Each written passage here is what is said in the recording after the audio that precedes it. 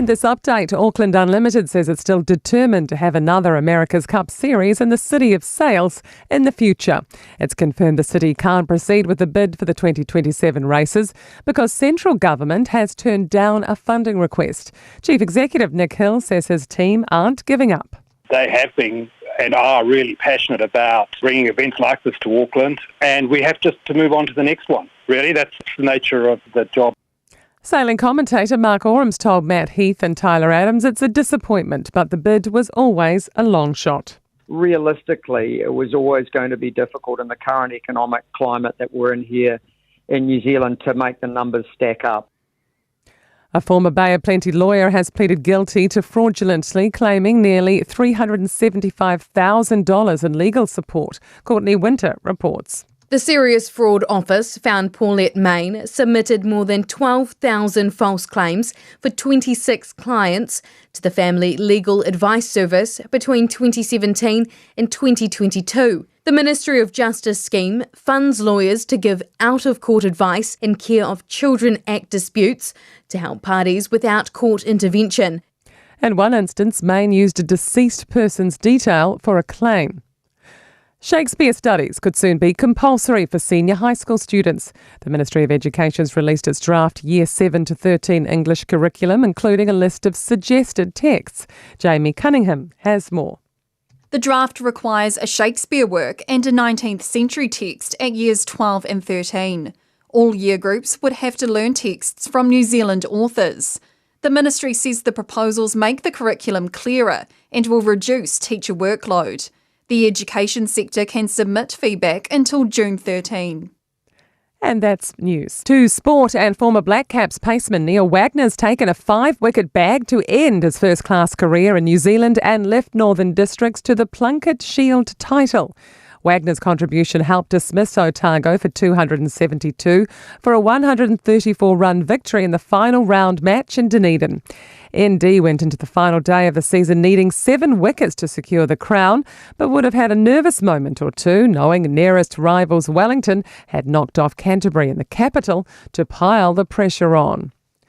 The Black Caps will be without informed batsman Mark Chapman for tomorrow's second ODI against Pakistan in Hamilton. Chapman, who scored a century in the first game as the hosts went 1-0 up, has been ruled out with a minor hamstring injury. Tim Seifert has been called in. And that's sport. I'm Wendy Petrie. 24 hours a day, 7 days a week. Radio Samoa streaming live on www.radiosamoa.co.nz. This is ASB Polyfest. There's passion like you've never seen, power like you've never seen, and connection like you've never seen. All supported by ASB, celebrating 50 years of ASB Polyfest. If you feel more rental se failo antula na fabitoa mole masina anto aperila e lus for posene wa pa uma wala lo ile tongi pe asili anto male tolu aso i te faonga ina I so se tu ainga ta vale e mafaiona pikile ta vale mai le maleva lele I faleolo po fangali fa pelo tanto ofisa auto I ala fua pe mole anto ile fale talibalo o lo e fa mautu ai ai nga fabitoa o lo ya tanto insurance cover e te fili mai ai ina de tupu se fa lave ai o lo o ya ile fa mama avenga e le tanto account New Zealand. Be la for sao le moana rentals e faonga I le Pacific Easy be faonga foi low credit card. Moni si fam talanga vala le Pacific Easy I le o valuselau o tasionono le Facebook le moana rentals po le moanarentals.com. Moana Rentals o laupa anga e taitoloina oe I au malanga siasi I Samoa. O le R-Dash Travel, o le company numera tasi le taungo fio pasese mo fe malanga inga I Samoa fa peo le malanga mai I Samoa I New Zealand ei. A fea de loa I le ofisa o le R-Dash Travel, tasi valu lima Great South Road I Manurua. Pe vili mai I le telefoni tolu I valua o fa o. Tolu I valua o fa o mo le R-Dash Travel. O mana o mie oe po se sialo a inga se fisosoani tau fe malanga inga mo New Zealand. I mata au poe peo le vaita mai no whanau po ngaluenga. A whai o lau tali o le ioe, wala au loa Ken Fernieho o le Fern Immigration Services. E iaila na laisene, ma ua silia ma le se fulu lima tau sanga o lana tau tua. E toa tele tangata o sosoani iai Ken, I mata upu tau whemalanga inga. E au fia I mata upu na o atu le tribunal, ma apili le minister. Tanga iane le matou Facebook, ma le upenga te whailangi I moli mau. Mo nisi whamtalanga, wala au mai le Foreign Immigration Services, ma tala noa yalu isa, I le oiva, lua ono lua, tolu lua lima tolu. Lua ono lua, tolu lua lima tolu. Po le o lua tasi, tasi lima tasi, o lima. All I hear is Radio Samoa, Radio Samoa, Radio Samoa. Tasilima iwa tolu amo. Radio Samoa, Tasilima iwa tolu amo.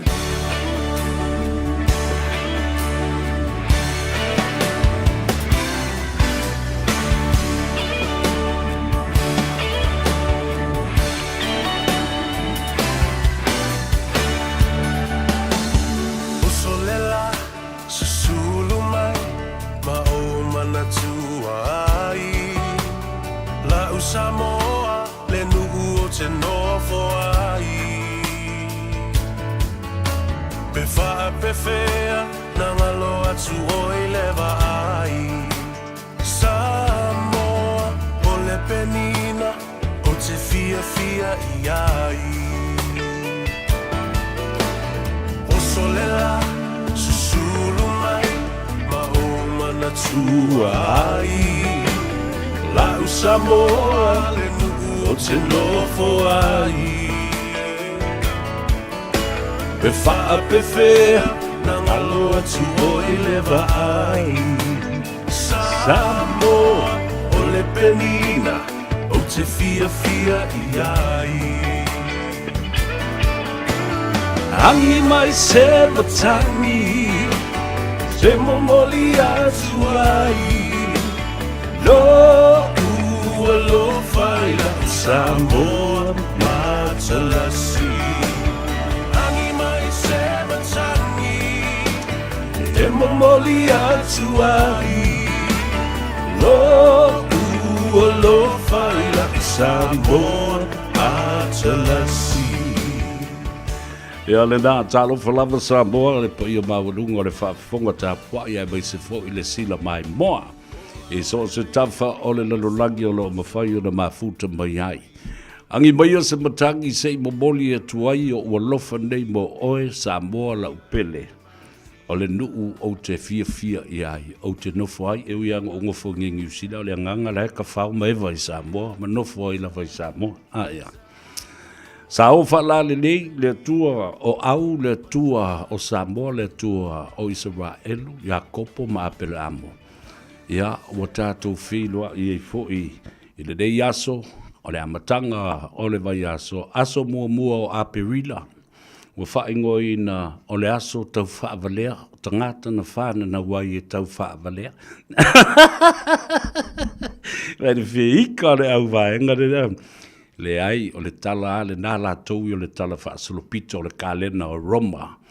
I le tele o tau sanga o mawai. Si tātou papa I epe alai o nā mafua I se a o na whaingoa. April Fool's Day. Pio le aso fo lele po se whaatita inga.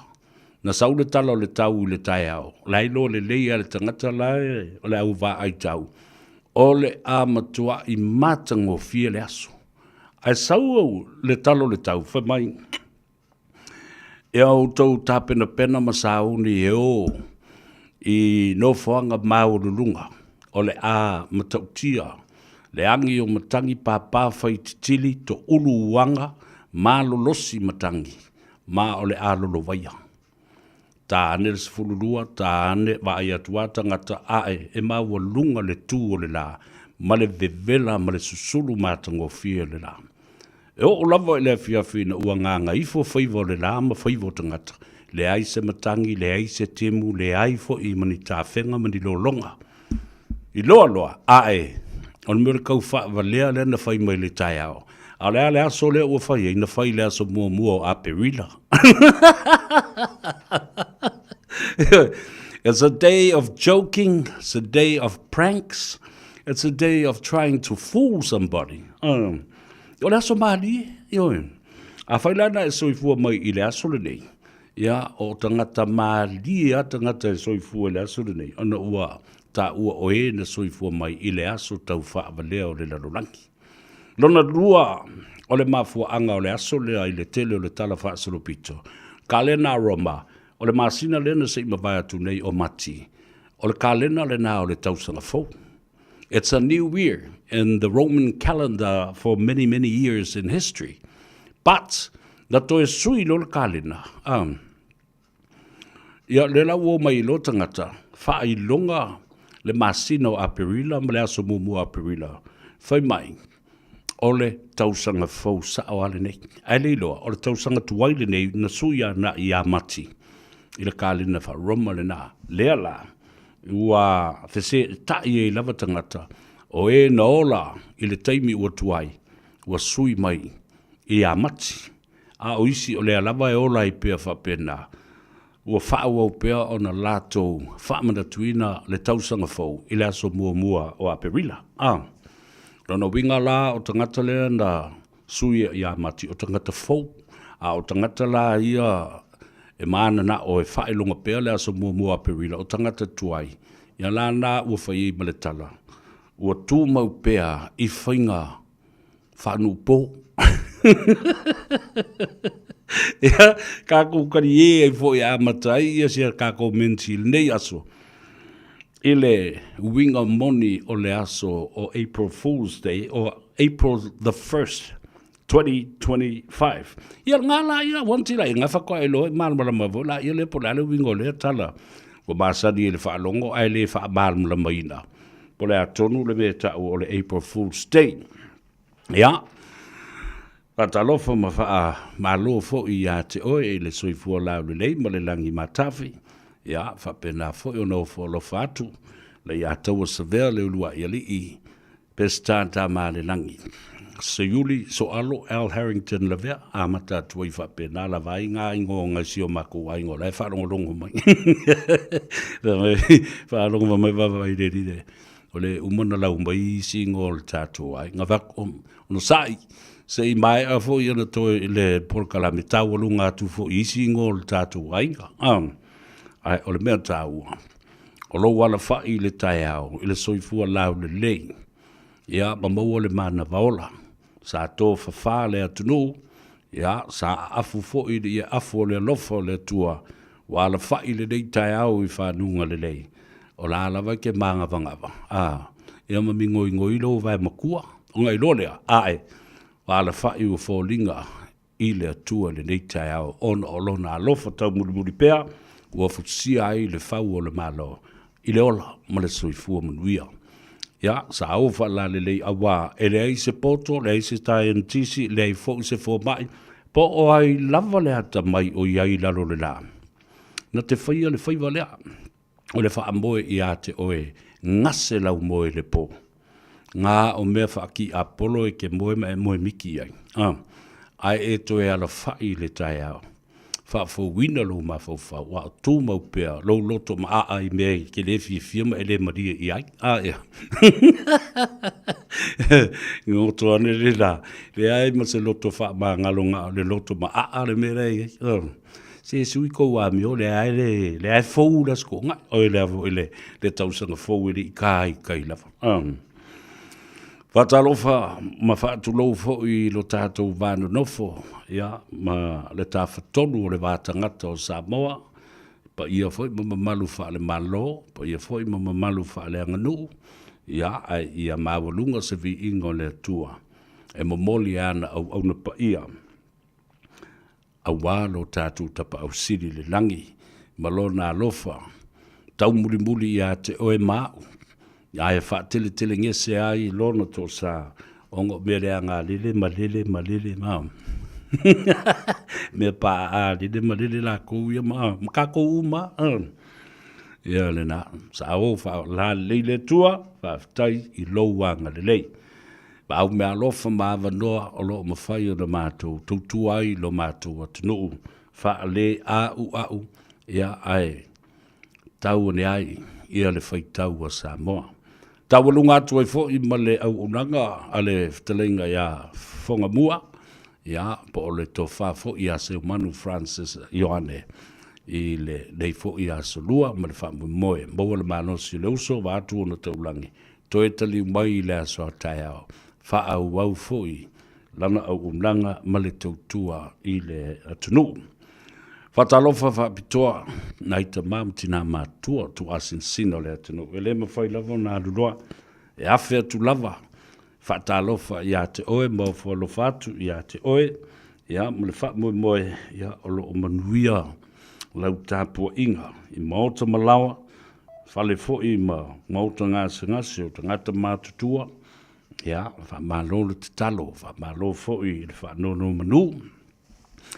Ia, le ngatele ia, le tō tele, au na le atua, whata whaitaulanga e fia, ia, whapea fo i mai i lātou, ua malo lo manu malo mai, i le taua whaale nganga, o le taua spasuida o le ipuvai o le ola, ia maua ni a nganga e le liu mai.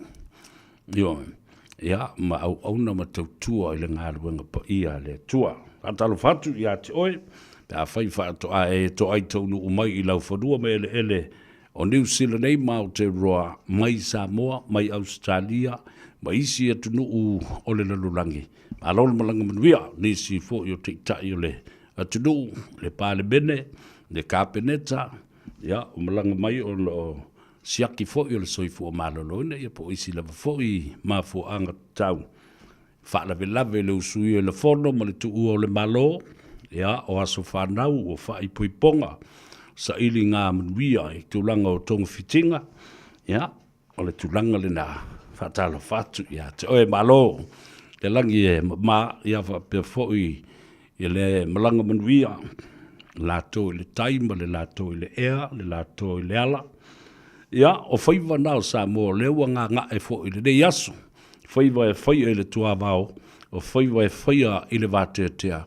Ia, ma Faiva e whaia i le ngā taifale. Au te loa le lewa e mai le Faiva o le sunga le toi ina ia tu yoti fui ava, ia ma le whalitua. Ai la sisi. Leu tau nu mai a mawa a whangota, i sesi o mana o se pusa ia. Walau mwele a tau sa vea i le so. Maua lau pusa ia. Il se lau tāla, maua lau pusa ia. Le lua se lau tāla. I a le lei ma le felesi, whapea tangata.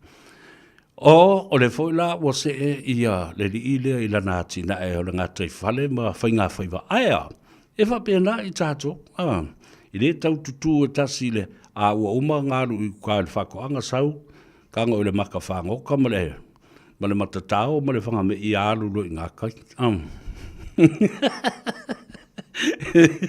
E whapena, si a tātou wa mio, the diversity of life and what you can do as a fisherman, a hunter, and also a farmer. Why not? Do all three of them at the same time or at different times of the day. Whatalo whapitoa i le tu ua o a onga le whanau, ma loa tu ia tau ma tua i le alau sufo i le tai au, o le whaapolo a le matua moe pō. Ia ona toi o fo ila ia le au maita, ia ai manawa mai loa mga luenga. Ua ngā Gagaifo Faiva o Samoa. Ma loa ngā lue, ma loa le tau atai, a loa fo i le lava papale i ngā ruenga lo whea ngai mo tō. O awanua le li nā, tātou te whātino i ngā ruenga, tangata malana, tā leni a lea ma lea. Ngā ruenga o lo tu uai le tau mawhai lunga o le lau mo le whanau ma le ainga. Ia o le ngā ruenga fo i o lo mawele se leni. Ia e tausia i o tātou a inga, tongi pili, whai o tātou whaalawe lawe i nei, ma toi whai whaalawe lawe i Samoa. Nena, ia, ele ngata i le nā. Ia, o le whesosoa ni fo i le ngā ruenga le atua. Whai malau monotanga malau. Pea whai o se makai o rangae, whai ia lau monotanga. Ele whapeo na, uma whai lau sa whainga e saula ia le whai au kifi ngā kuingi. Ere se monkang. Ia la nga whewa ia le whape ngā i le skala inga. Ia makai. Ia le ala mai fai le se montanga me. Fa koi foi. Iun. Ia, malo le au whainga luenga. Ile malos. Awa nawa mai mga ngai foto Faiva le wa nga e Faiva us. Ole nga ele eu atu manga ia tu le sifipo ia fa moi. La tau nu malmanuia la tau nga Gagaifo la tau Faiva. Ile nei aso malmanuia eu tau Malta Malawa. Ia ai tau nu fo malmanuia I fale fai ngā luenga I la tau le fe ngai ma Faiva ole sifipo. Ia fa mo sambuia lo wala fa I le taiao ma fa longo fo I le tatou por kalambe o le malu o le taiao ma le tau fangfang.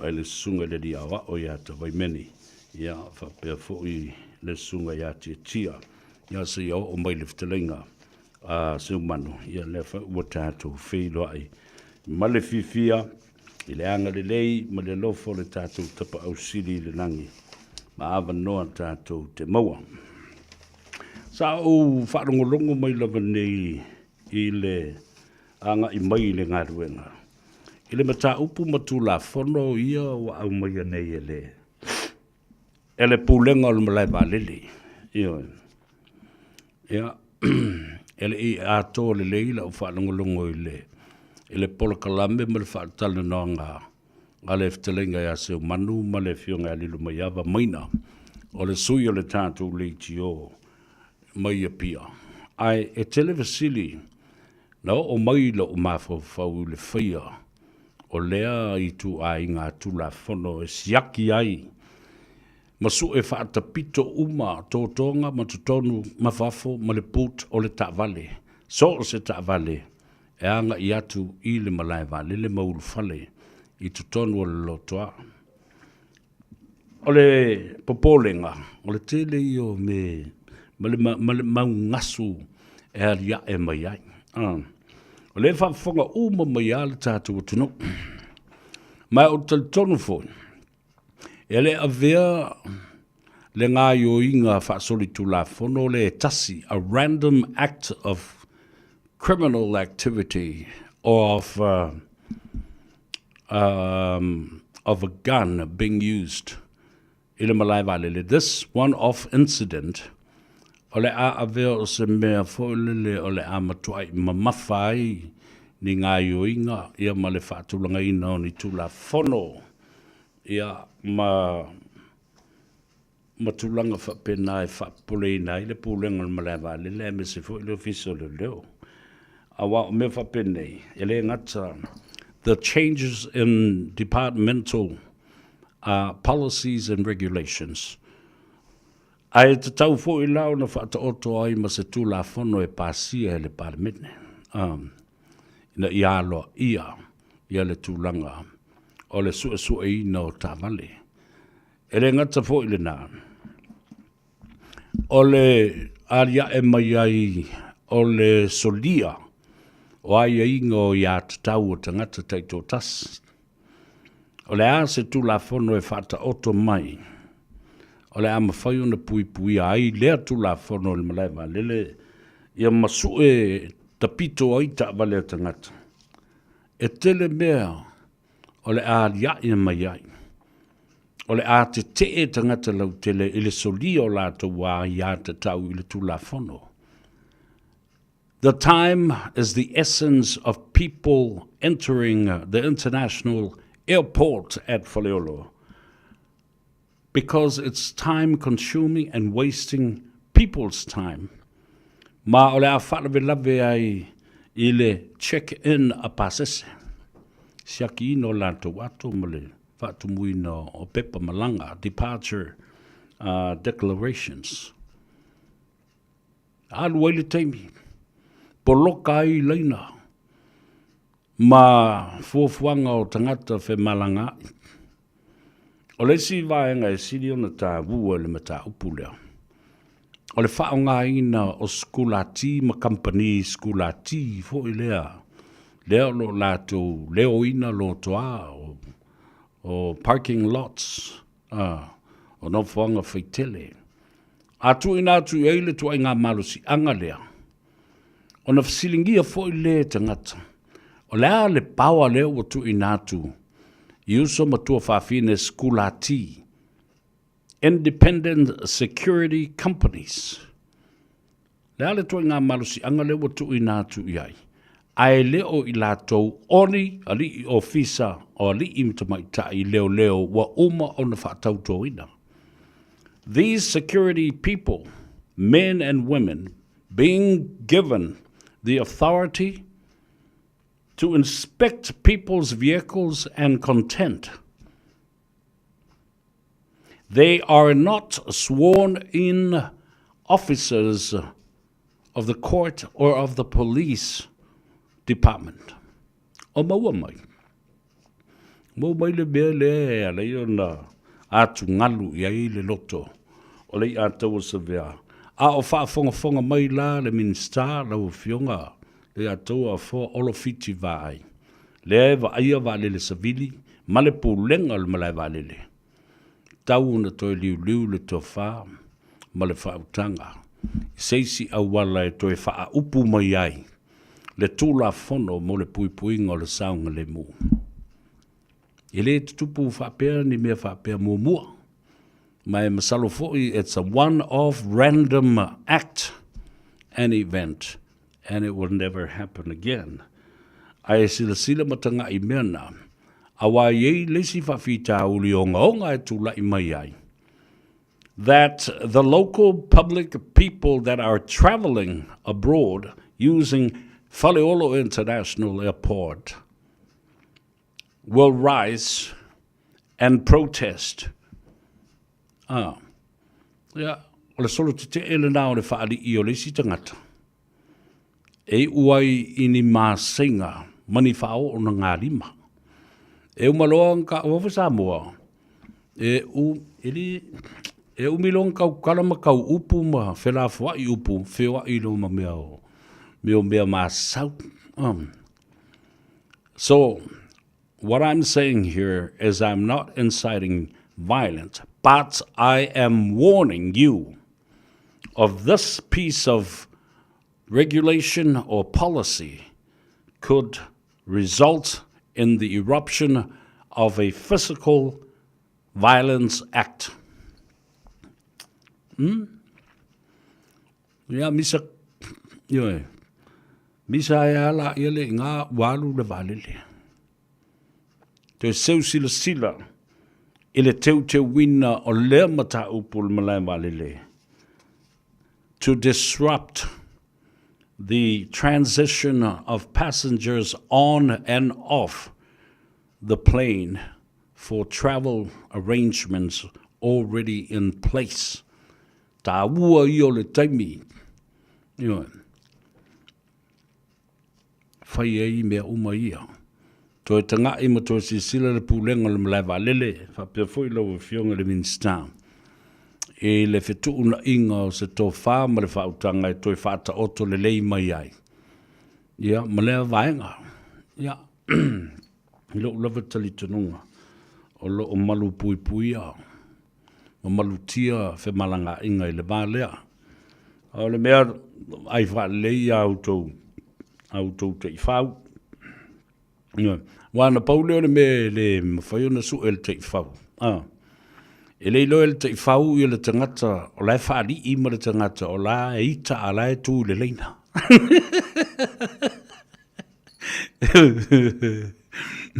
Paunga re be le mawhaiona songi el ka I whau. Na paule be mawhaiona songi el te I whau. Le wa ui nai. O le mea le tangata o lo whērua I makanga solo le maluana. Ia ma le tangata o lo whērua I makanga solo kanga isa. Ai le mawhaifoi. Ona songi tia ele mea le te I whau. Se tangata o whērua I ma se la au malosi. Ma se tangata e whaali I tele maita. Mea nai le mwhauna songi le te I whau. Ka me whipena. Pea ngai inka I whau pe ngā whaidere. Wa umana o a o wina. E lātou te loa ai whai longa le mea le tangata whaari. Ia moro tangata o lai ita. Ia se mandu e mua muapi ilka I whau ia. O e mwhape mre lole. e su atu e le se maluanga, le ai se whana, le ai fo se kanga isa a whakulo leo le Gagaifo. La le mea ngai o so mai o le ringa ngai whari, e le mea ngai whari ia. Ngai whari I ngai stand by e le o confirming e longa fo e atu e lunga le. I lunga le o le vale le malanga le na. Ia le na. Tātou mata I tuina vaenga ia wa avatu ele a tau sa vea ele dei fo ia wa ule ele mata opulea o tula fono fou ia wa fa tula mai ele pulenga le malai malele mo le sound le mo. Yes, it's for the safety of everybody within the vicinity of the international airport, but of course tauna yesisi awala fetu na ai inga o le tula fono ina ia awane I a fia uma langono tangata uma. Ia ona I loe le inga. Ile tilo mai a isi e tunu. Ma I tu ainga tula fono ia o fai ia I tātou. Pe au ngā, pe le au ngā. Pe na o se vai tau, ma se vai teimi ua whataita iai. A temporary use of the regulations and policies, whether it should work or not, or whether it was just a random act of a criminal action. Ona o mai leo le talanoa. Fia whatalofa I lunga le tātou apia fōlinga. Ma le tātou YouTube channel. Watu le whamalo, le au tustusi, le au whaari manatu, le au palau vale, le au whaupsa, le au tau ai maa. E whawhikai uma kua I a te utau. E lunga le tātou apia fōlinga, the Facebook page. Ia whapena fōi. Ia ma le tātou YouTube channel. E ti mani, tā lofa malolo sa I whumria, le whailau tusi o le tātou au tusi ma le tātou vasenga, Amelia Whaamoana. Whamai, e wha oso ino I le mamalu o tangata, e malanga atu, I Samoa. Ia, ma le toe fia malanga atu ai, o ni tangata I Samoa. Ia e sao. Le mea leo le e o koe whiloa, I ma wha mawai, ai o kusu e leo ma skulati la le tua inga pule ma le malusi anga le la ave skulati la to te su e nai ia tangata lau tele tuai ai ma le teimi siaki ai ia atu I tonu le vaa ka o kai ia le na e moni sam welu talo falava ma lolo sa I whamunria muntua. Press the like button, share our program and leave me a comment. I love reading your comments. La pe ana masani e una on vatu. Mai Fortino Josefa talo Fortino alole se fumria faftai amosa ya o le vaenga masani ya le o le tatou autustusi ya ai tango e share ta por kalame ya mo fo le avano e atai fo le stngata. Ala te mai tai Relini Josefa, talo falava, ia malo fatu le tātou ta māmatua, ia tui māwalunga Josefa, ia whapea foi, ia le ta māmatua o le tātou ainga, ia masoe, tā uli Josefa, a lole ngā lua. Talu ai ngā luenga, matamatatu I Oregon, I Amerika, ia malo le whatasi mai. Yeah, for my Fortino Josefa. Happy April Fool's Day, my dearest sister. Galofai oilinga ua. Miguel Ferez oile. O Salamoa. Pese tonga, ia, lele. O Inosia Fatumiti. Talo falava malol se fomunvia. Ia, fatalo fatu ia Ioane. Simeti talo falava o Casiano Sanele ia whapefo ia Maria le sina tawai alo lava le mafuta mai Vito Pau ia whapefo ia taluai ngā ruenga ma le tamo e ti mani Nora Swaga ma Samoa ulungia Tala falava, malo le sai fo mruia. Nei fo I vaenga o le tutua JB se yuli alii, ia ma luso ia Samoa ngia. So keep it coming, folks. Press the like button, share our program, leave me a comment. It's nice to hear from you and read your comments. Beautiful fact. Is it of if you ever tell me just to sing at ngat? Well, for ole just to sing at ngat. E te loaile to ai ngā tangata ma le whale tangata e anga I mai ai ia lea tangata.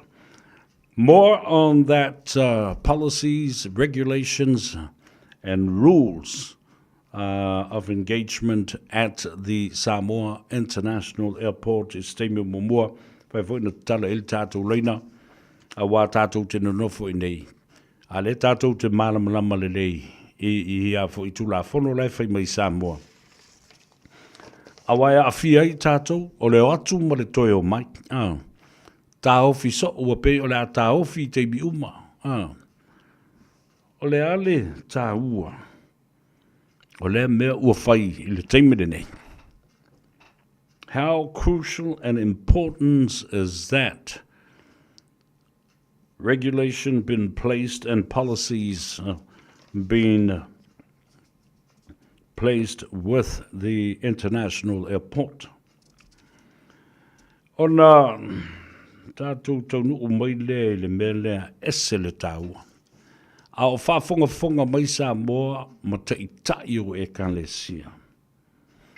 Ai maise fo I te itai o whaalapuru patonga lea o lo tāua nei o charity, law researchers, churches, and charitable trust. Ole whaapunga lea, there is no need to impose unnecessary complexities on churches, says charity law researchers. Ole mata upu lea na alia e le tolu vai aso ua tuanai. O lea ua toe fuafua I nei le whainga malo so fatasi le tolu malo mana tua tolu malo leo I nei Christopher Luxon o le tiktai ma o le palemia o le national led coalition government il temi le nei fatasi ai ma le vaenga o le ACT Party leo o sui palemia ai ia le li o David Seymour ia ma le Pati whai o le New Zealand First, lea olo o iai le tiktai. Le fionga ia vawasa mana ia Winston Peters. Man tua tolu pati olo fausia le mano so fatasi lea. Olo o teita ia nei le whainga malo New Zealand. Ao tātou tū le lata. I leisi whainga pāno te le whai ungo le tausanga. Nei ese le vave le alo le tausanga. Pi o le emo le mata. A le whala tātou toi o easy local council elections mo sailinga o tofi o pulenga fai tu malo local city councils whapena fo I ma le central government general election le whainga panota lau tele mo no fo le pare mene I le beehive I le lo I le lau mua Wellington ta pula lea au te manatu ina ia whaafonga le lei mai I ai. Ia le mamalu o e Kalesia o malawa Samoa ma lātou whaiwhi au mo lātou teitai. E te tau ona whaafonga le mata upu tāu o le nei. Ma lona fianga o tāpua inga ma tangata lotu o malawa. Ma le tulafono foula le ua whaatu lai mai nei. Ina ia whaatalano ina ma whaofi tonu Ole Parliamene o New Zealand. The national-led government with David Seymour of the ACT Party and Mawasa Manaia Winston Peters of New Zealand First, and of course Christopher Luxon, the Prime Minister with the national government-led coalition. Ole whaafonga whaalei mai fo ila le tunu o le mataupule nei. O le mataupule nei o le Church and Charity Law. O le kalesia ma whaala puputonga, ai maise o whaala puputonga fo lea e le mawaini polofiti. Non-profitable organizations e beo tapua inga e kalesia. Whapena fo i mea ieo a onga whaateitai. O whaala puputonga non-profitable organizations e leoni whaala puputonga e maua mai ini tupe polofiti po ni tupe whaasiri. Ai o whaala puputonga o loo lātou visoso ni atu i whaala puputonga tangata mātitiva ma le le tāngo lima. Ma i lātou e vai le tamau ainga lātou te maua. O le mtaupule le charity law. Po o le tulafono o toinga whaala puputonga whapene e le mau ni polofiti ai e whaia lātou ngā ruenga whasoani ma o nātu i le atunu uma tangata lautele. Sa whaatu ina i le awhiv se lau fast fulu. So charity law was implemented as a piece of legislation and passed in 1940. Whatever ai lai le umitele o tausanga. Talu o na whaavae mai lea tulafono. Tulafono le malo. Ina ialo iai e kalesia. Ele o ni whaalaputonga su tupe. E alo iai ia whaalaputonga tūma oti charitable, non-charitable organizations. Ia, po o vanga whaile le mo ini polofiti. Pastoral care. Ngā luenga au auna visosani ai le tutongia. O le tulafono la le na whaia le awhiv se lau fastfulu. Implemented in 1940, the whole purpose of this legislation is to exempt churches and charitable organizations from paying taxes for pastoral care and other social services to members of the public. Le bingo le natala, o le awhiv se lau fastfulu, na whaatui nai le tulafono ma alo ia ma pasi e tono le Parliament New Zealand. Ina ia tau fia ai e kalesia, whaalapu putonga e whaia ngā ruenga visosoani ma le alofa i tangata lautele e le tanga lima, toile e moa mo iei mani profiti. Ina ia tau fia ai le malo, mai lo latou, tau ma whai e wha malo sia, le tutongi ino ni la fonga, a tāpua inga o lotu, ia ma whaalapu putonga tū ma oti pe o non-profitable organizations, po charity organizations. Le mea le na, mai le awhiv se lau fastful. Le la o toi lo tea nei tono o le palemene. Pe e whauringa mai ai ua le ise tamau ainga o New Zealand. Ma se lato polo keti, po o se paketi e toi e tango au i ai. E whaatino ai isi mea o le nato manu lauti na fola i lea tunu. A o lea la a uma le tolu tausanga. Ma o te tau tu foi. O le pāti lava lātou te langolango ina le mata upu lea ia toi to tongi ai tā lafu a whai whi au. O ia foi le e kalesia maulotu. Po whalapu putonga e le mauaini polofiti mane tup fasili. O le pāti foi le nā. Lātou te langolango ina le mata upu lea e le toi foi mai e tū malo. Ia mawhau ma mana tua le mea tonua le lena whai e tui la EPA ma le HRPP. Ino lātou vai teimi na watu wai whai whi au e whaatutu la i luma. O le whaamasinonga mā walunga. A e la fosala ia whaamasino. O e tatongi tau ai tā lafu e manua le kaloka o kou i sabo. Ioi, tele ia le ngau ngau sao le nama ta upu na tula i mai. Nā lai o na fuli le atunu. Ma tau ma whai ia iai loa seisi pati whai e tula i mai. E sefe le ngā ruenga le atua. Ma tau fia le toi tongina. O la fonga ale whai whi au. Malona whale tua. Whapena fo i lana e kalesia. Io, le mea mtau tia le na, le na tup. Lela, wa tātou wo o mai ai. I le whaata i ta inga na whaia e tui le e pamare HRPP na nā mai tau. Which I think that it was far, and you can see it from far, that HRPP and Tulepa did not have any more money at the time. The cash flow to rebuild the country's economy. A apaloa e se I mai alofo whaiwhi au. E whapasene ai matutongi lana la fonga. Aia. No sao noa I ai I leo whingalwanga. O tau bada na o I mea lea tua.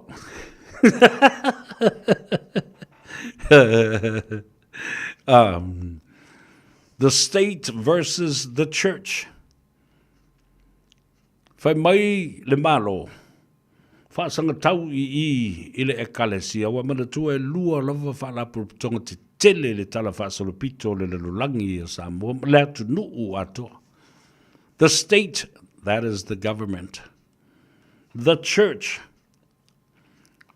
O le stete, ia po o le malo. O le lato tiute. O le manuia wha le tino ma le tamau a inga o le atunu. Awane I fia aistangata.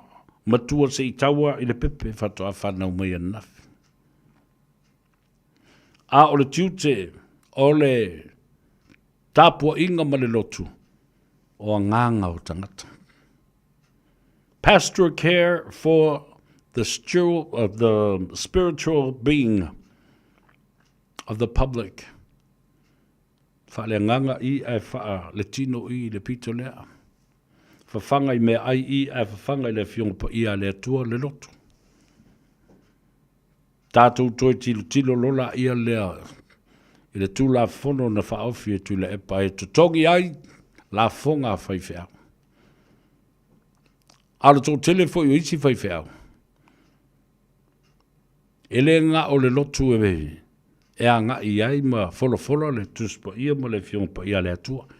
O le tele o isi whaiwhea. O lae ngā lulue. Ta I lima aso le vai aso. Fas fulu I tū lao le vai aso. Umanda tipi melo na tutongi I o. Maua maile ma lona alofa I le nuu. A o tupe le nuu. Na fōa I mai tangata whainga luenga. Wa uma fōi o na tax ma tipi ai o lātou la fonga. Le ar mele la whai.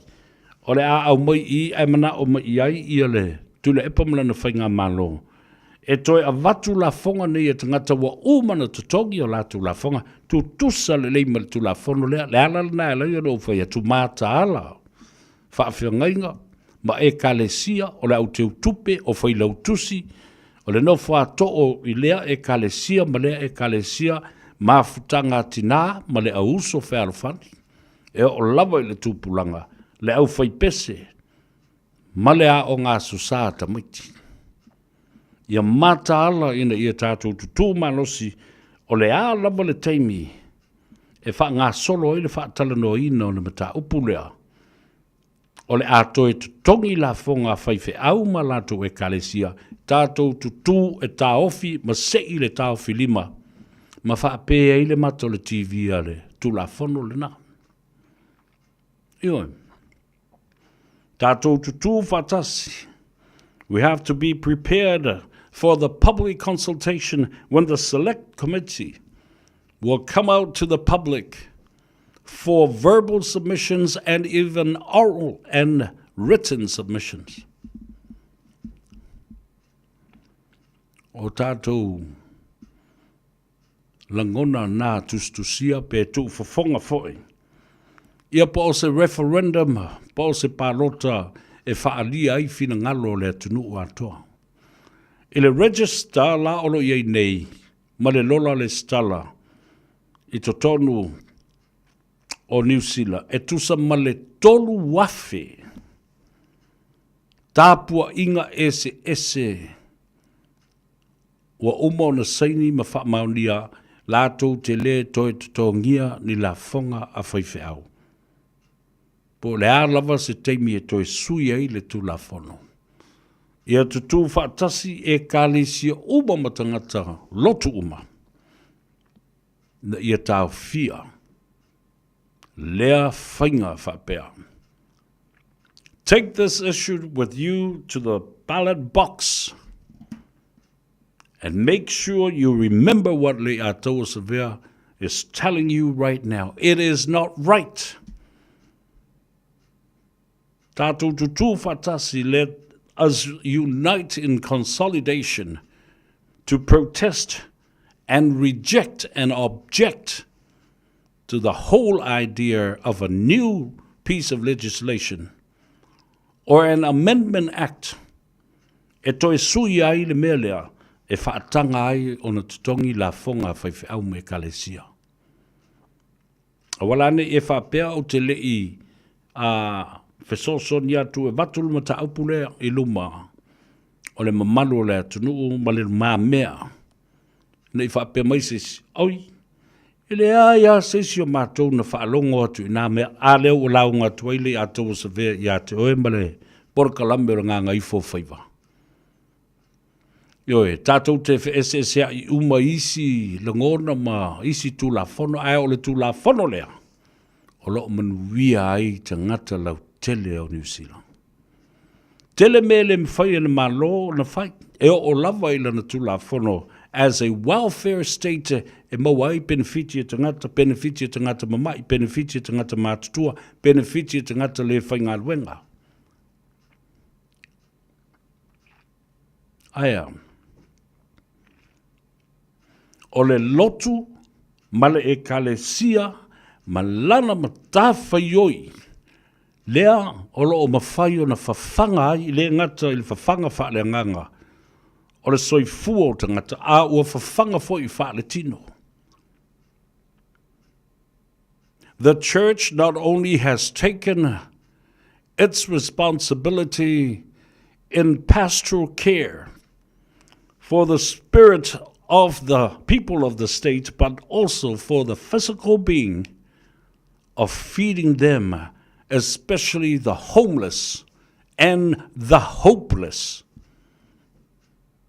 Io, e wa whaatino atoa. A tātia tu nei la tangata ia i le malo. E whaapewhia i le malo na whaia me. Ele te kia i le malo. The government and the state will not waste their money on this responsibility and become accountable for this. Lala le nai tā ua tele le whaafonga mai sunga i whaawhengainga taulangi. O e ua malo lo manu malo le ngā ruenga. A e se i tu watu se tu ua lalo.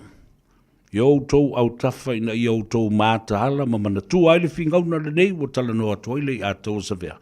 Tātia ia isi mea o porokiki ma mea i o whaamsinonga ma mea i o tala au mai Samoa.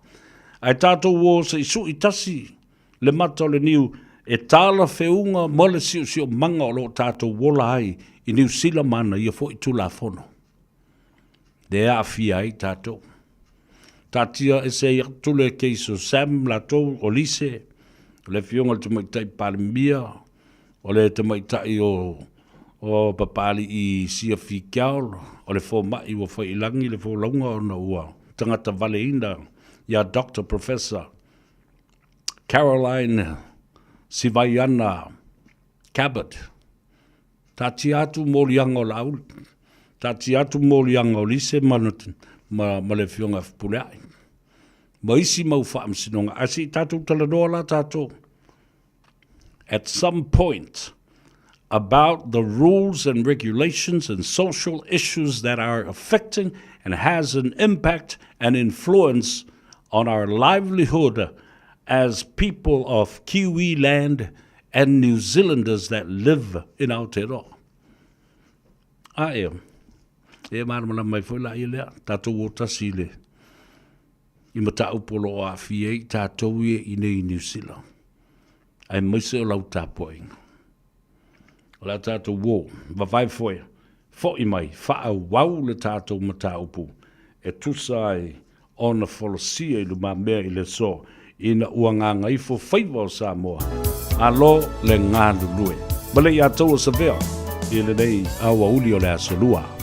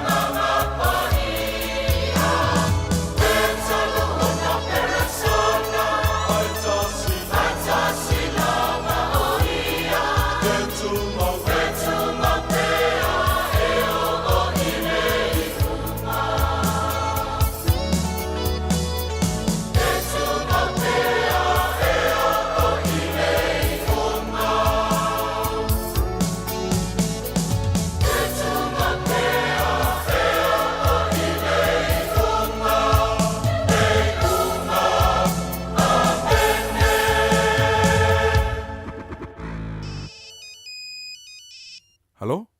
Mom!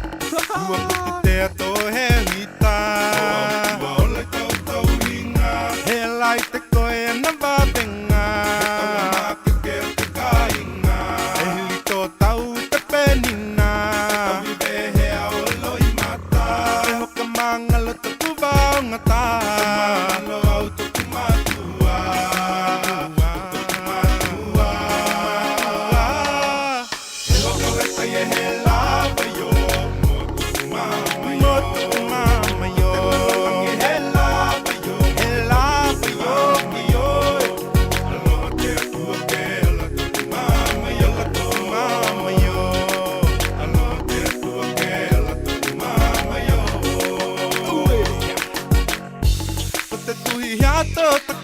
La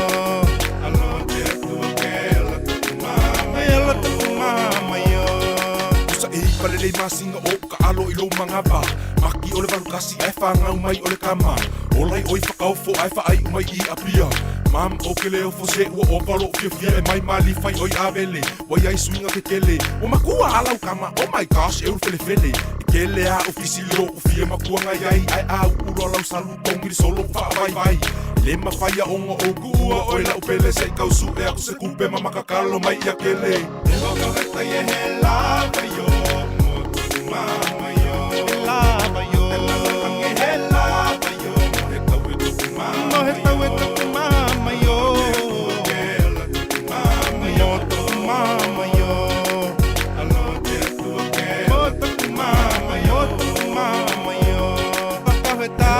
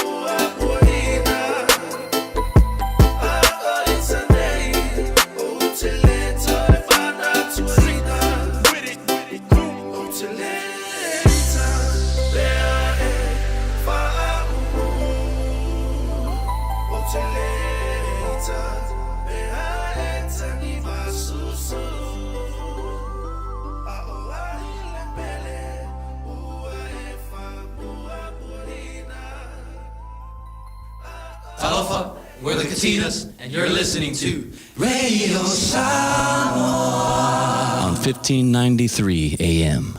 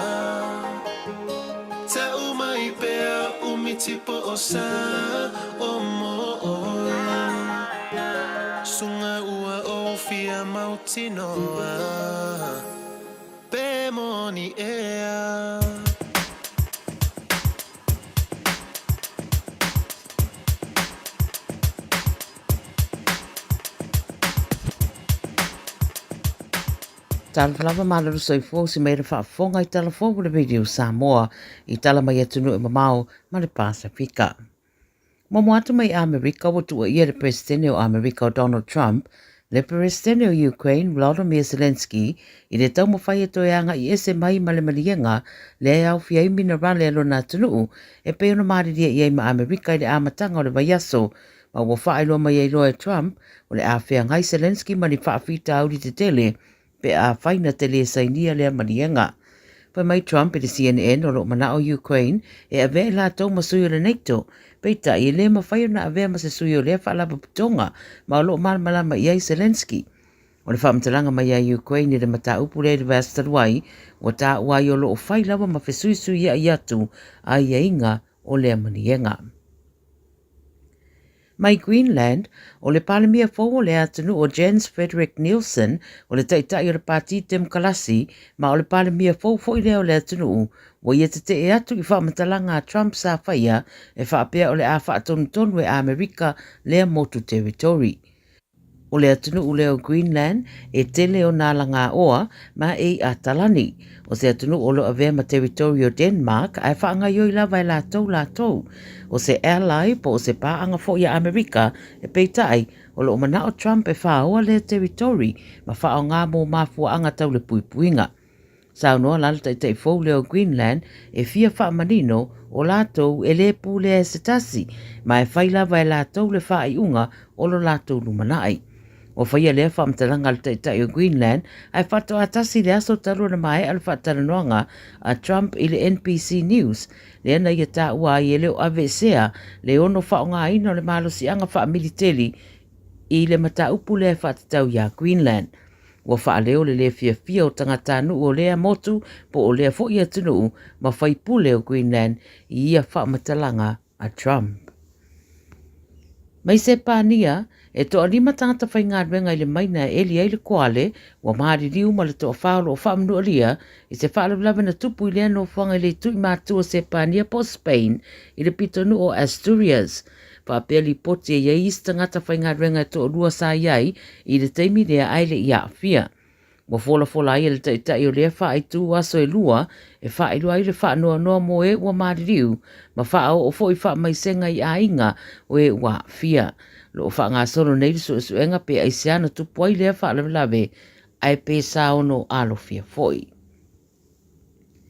Ma le Pasifika i Samoa, wa fola i le whainga malo Samoa, le iei o le tunu i se tūlanga o whaalawe whaafosei, e tōru sulu asaro na umi le state of emergency, a o whianga iei pia le moto o polu, ma wha le tonu le moto sia pia o le eletise. Si le fia le toa tele le moto sia o le sapalai o le eletise i vaenga ese o le tunu, ma wa a fia i pisinisia me se foi o a inga. Wa manino le pānemia ma le whaalurunga le unanga le marusi anga tau eletise a le tunu, ia mafua anga le wha le tonu, a o fesiringia le autu stala i le asona nafi.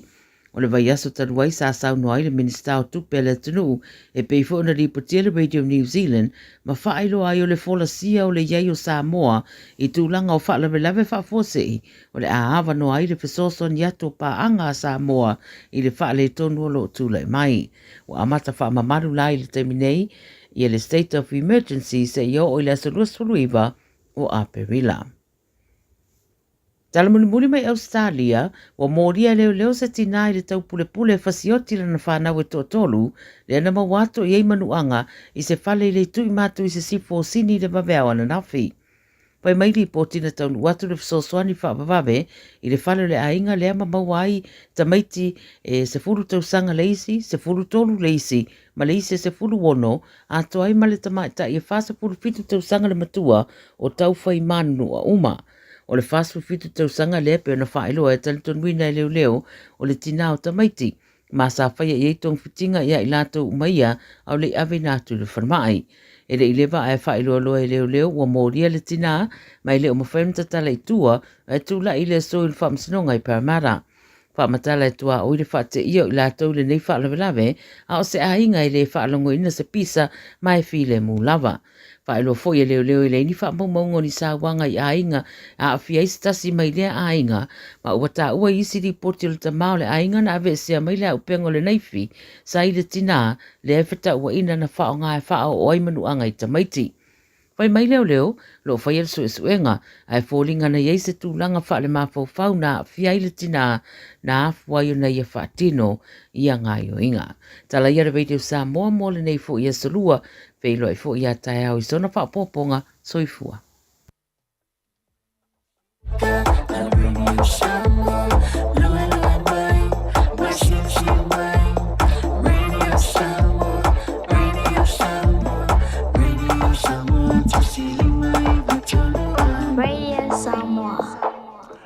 Ia, tamalunga atua i matatu talafou i vai whanua e maise o le Pasifika, New Zealand ei, Samoa ma Ausitalia. I le unanga ma le tautua le tamaitai o Miriama po mare, ma wasa isi whaapoponga i le aso atae au, le aso lulu rea, Le o ngā tonu ngā le mū o tiu te mawhaiva o le nei mai aso. Whabaloi le atunu, wa ngā Gagaifo o tau Faiva, i le anga le lei o le atua sa whaamaru malu le nei aso. Ia a o, whaatino fo i le tangata malana. Le ngātou i tonu o whalewhai ngā luenga.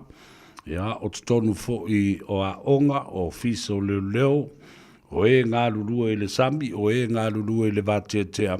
Ia whapena fo i Faiva o le tuavau. Ia ma whaatoanga. Ea. A wari sisi e whisonga whaakoanga i ngā parangi whai whaatoanga e o tātou e tau ma whaaputu. Ia ma ave le marketi. A o tātou ieila i le mata upu muli lea na o toi whaamanatua o whaafonga mai i sunga i whaawhengainga ma te itai o e kalesia. O a au tusi ma whailau tusi o whafonga o e kalesia. Ma tāpua inga.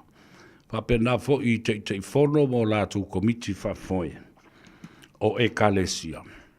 E le tau walu i le whaiwhi au, e tūla i lumo le select committee o le malo pe au o le teimi. E ta milo mai ai, ma whaasolo mai ai i le whaatala noanga ma tangata lau tele, pa o le public consultation e whaalongo ai i a tātou submissions, pa o tātou tāro sanga, ma langona ma manatu tusia, pe whafonga tu ngutu foi. O tau ia o whailau tusi, o au tusi, o whafonga o mawhutanga, o le tai whono malau tau komiti, tā pena la ia iai. Reo a watu ia le lapata inga, watu fwoi le tu o lalo le atau o savea. Ina ia whaavanga ma whaavanua pēr. Ia le taimi o whaiwhi au, ma o lātou whale tua e whaatino i ngā ruenga siasi ma ngā ruenga masani. Ia, a o tau ia e tāpena ina submissions ia i le taimi o lela au mai ai i le sāvali i le select committee i le malo. Pe au le mele na whai e tātou e le tāwhatolu o mawhutanga a le whono whautua le te itai o Pasifika o tumotu o le Pasifika, Pacific Leaders Forum, Samoa Advisory Council, ia ma le mawhutanga fo i a whaiwhi au sofa tasi a Samoa i au kila nei, tasi le nai tūtino e mawhai ona lātou whaia ia se tusi. E moli atu ma tu whafonga ia pētu i nātou stalu sanga tusia. I le komiti la lela me e talanoa le mata upulea e toi lauli liwi nai, ma ave e sea mas pē solo ia le tula whono. O whaalapu patonga e le mauani tupe po oni non-charitable organizations, but non-profitable organizations and churches and denominations. Tā ua le nā o le tātou nofo tāpena ma sāuni iai. Ia a o le i o le teimi au mai ai se finangalo. Ia whapena fo se referendum po o se whainga pānota ina mata upulea. Lea ua whaalawi loa mai ia le tūlanga sa iai, ia le lawea o le tāwale le minister. O puna o whaalana turu ma leipa ma pisnisi, le fionga ia Honourable Minister, whale o māwaenga, Titi Maia Tafua, o le whaipule leo halei pata, leitu pa ilunga ea, po lalo ao, leitu maloa le pata, ina ua la vela na tāwale i le anga ia tu le mafa. Wa te amai ia whale wha, ia malalo maunga ma ua wha solo atua i le mafa nga i ale pata. Lea na la vea ai lana tāwale le minister. Ia wha pia fo ima se tāwale a seis tangata. Mai olo o tāo fia la i le whare mai le tāwale le tangata lea na la vea i le minister. Ai olo o iai fo i manu anga o le fionga le minister. Ma o loo tau savali e whaiuna tōng fitinga.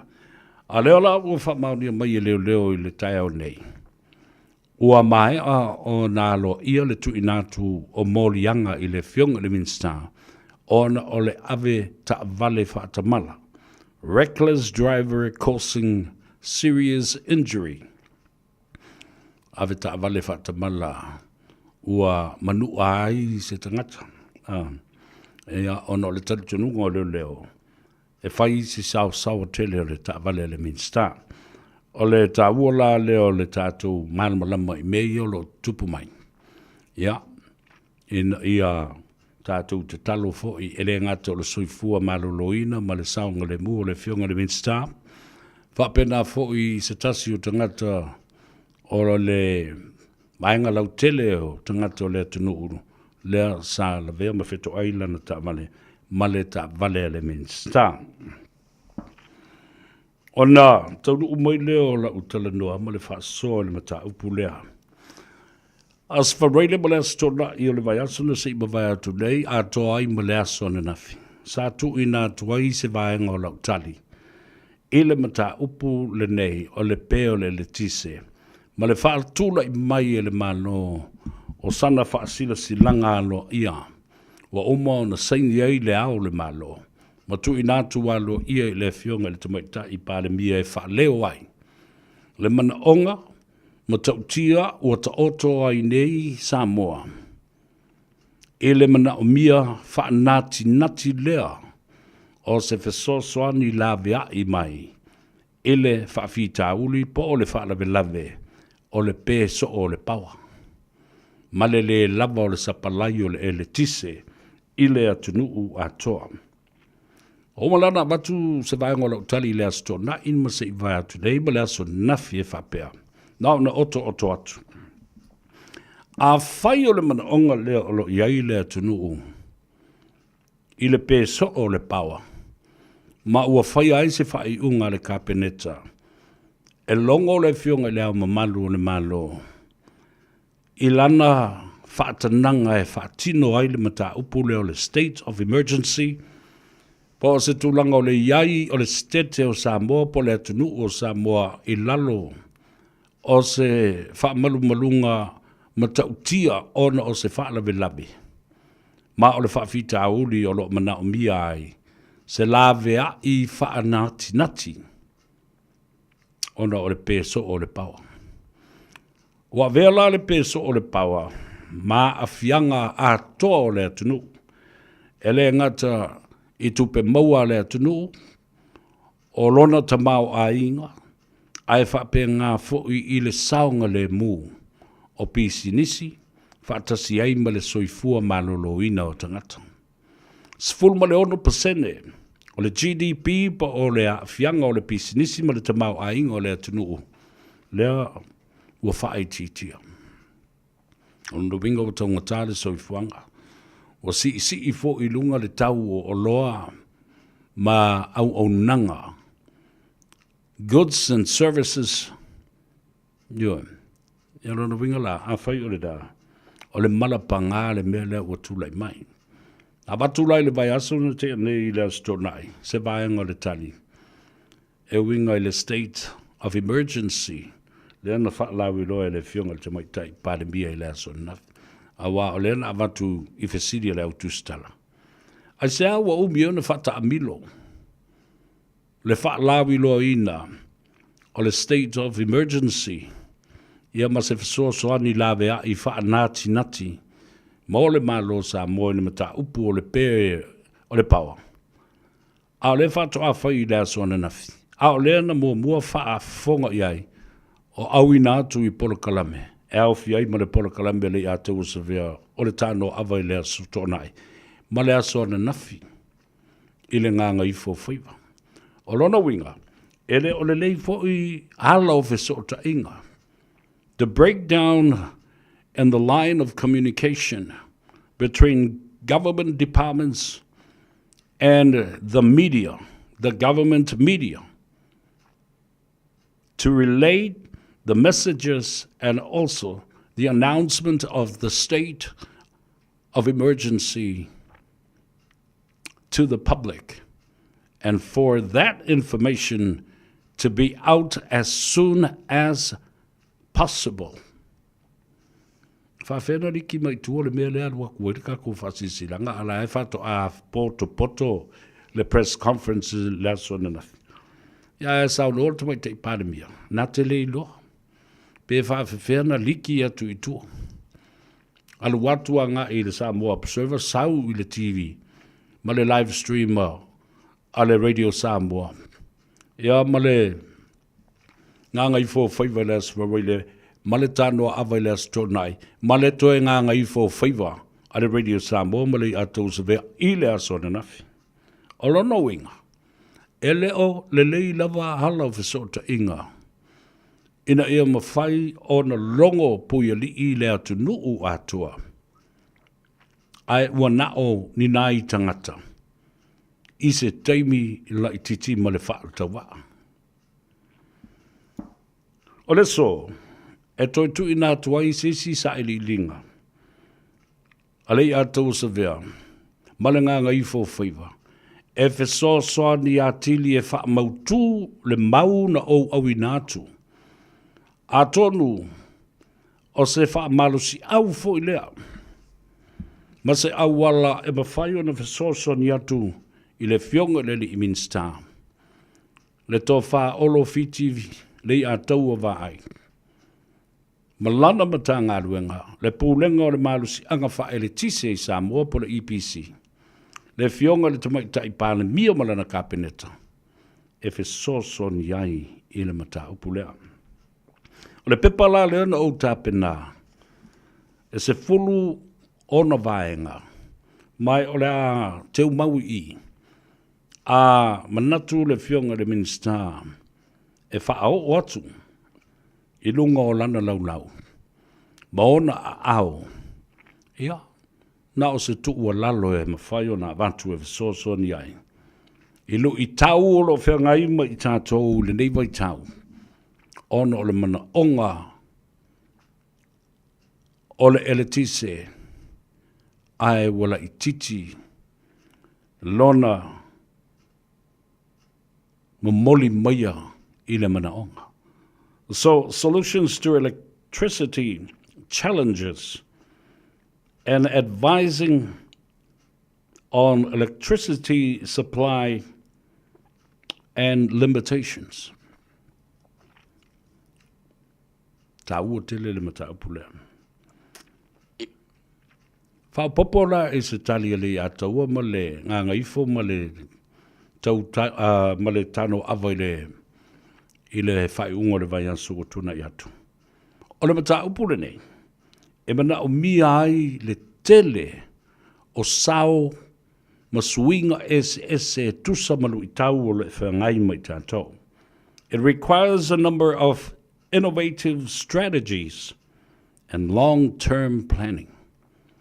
Ina ia tātou fuafua ma vaai ma mao le rumanai, o mea ia sa te tau o na whaia le amatanga. Ai tātou te le io o mai I le teimi le nei wa whianga iai ma puapuanga. The government of Samoa and the minister responsible should and must consider this approach by le Ataua Severe on this program of Gagaifo o Faiva. Se vaenga le tali lea e te tau ai le malo Samoa. Ma le Minster o na ia le matanga luenga ma le matafa ioi. Ona sila to toa. I se tau mawhainga lea ua fisoso ni atu ai le polokalame le nei le Ataua Severe o le Gagaifo Faiva. Tātou se e le SOE po le state of emergency with Madam Prime Minister Fiume in the press conference yesterday. Tātou se e le talanoanga ma le whailo inga. A le whionga le tamai ta I pāne mia, ma lau tu stala, ma lau whaasalalau I le aso na nafi. A ua lewa na whaasalalau. Ma lau manu ia I le vai aso o tōna I atu. Aina mua liki atu I nei. I le tā ua la nā mea are mea tā ua. O le wawe na tātou mau o le whaas. Po olo ai lava na liki mai ai. A o ai ia sources whatuatuaina ma I lātou tātou te whatuatuaina ma mai eitala I Samoa. A o le I loa. E le lau telo tangata. Ia le mea la nā o le miskelio. A rengo ka ua kua. E ia o pusi whatuatuaina e mi au solo ai e mo. Ma mi au mai ma toi o mai ma a mai ia whaamatalanga. O le mata upu na o iei bo muola o. Lea fo I Samoa mai le saudoanga le fionga le tamai tai pāremia. O le tali lea. To diversify energy sources. Nā le winga le mele nā. Toe sila Samoa ma le matanga luenga o le EPC ma le fionga o le minister. I vaenga e te tau wai o na ave le whabuamua. I isi tō tonga o le whaalapuputonga le nei e taipei o le mumua. Invest in renewable energy like solar, the wind, the hydro to reduce reliance on limited resources.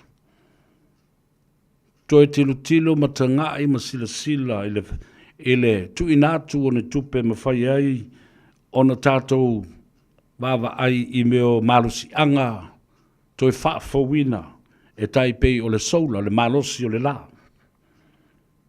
O le sawa o le savili. Ma le malosi o le tāwhenga o vai.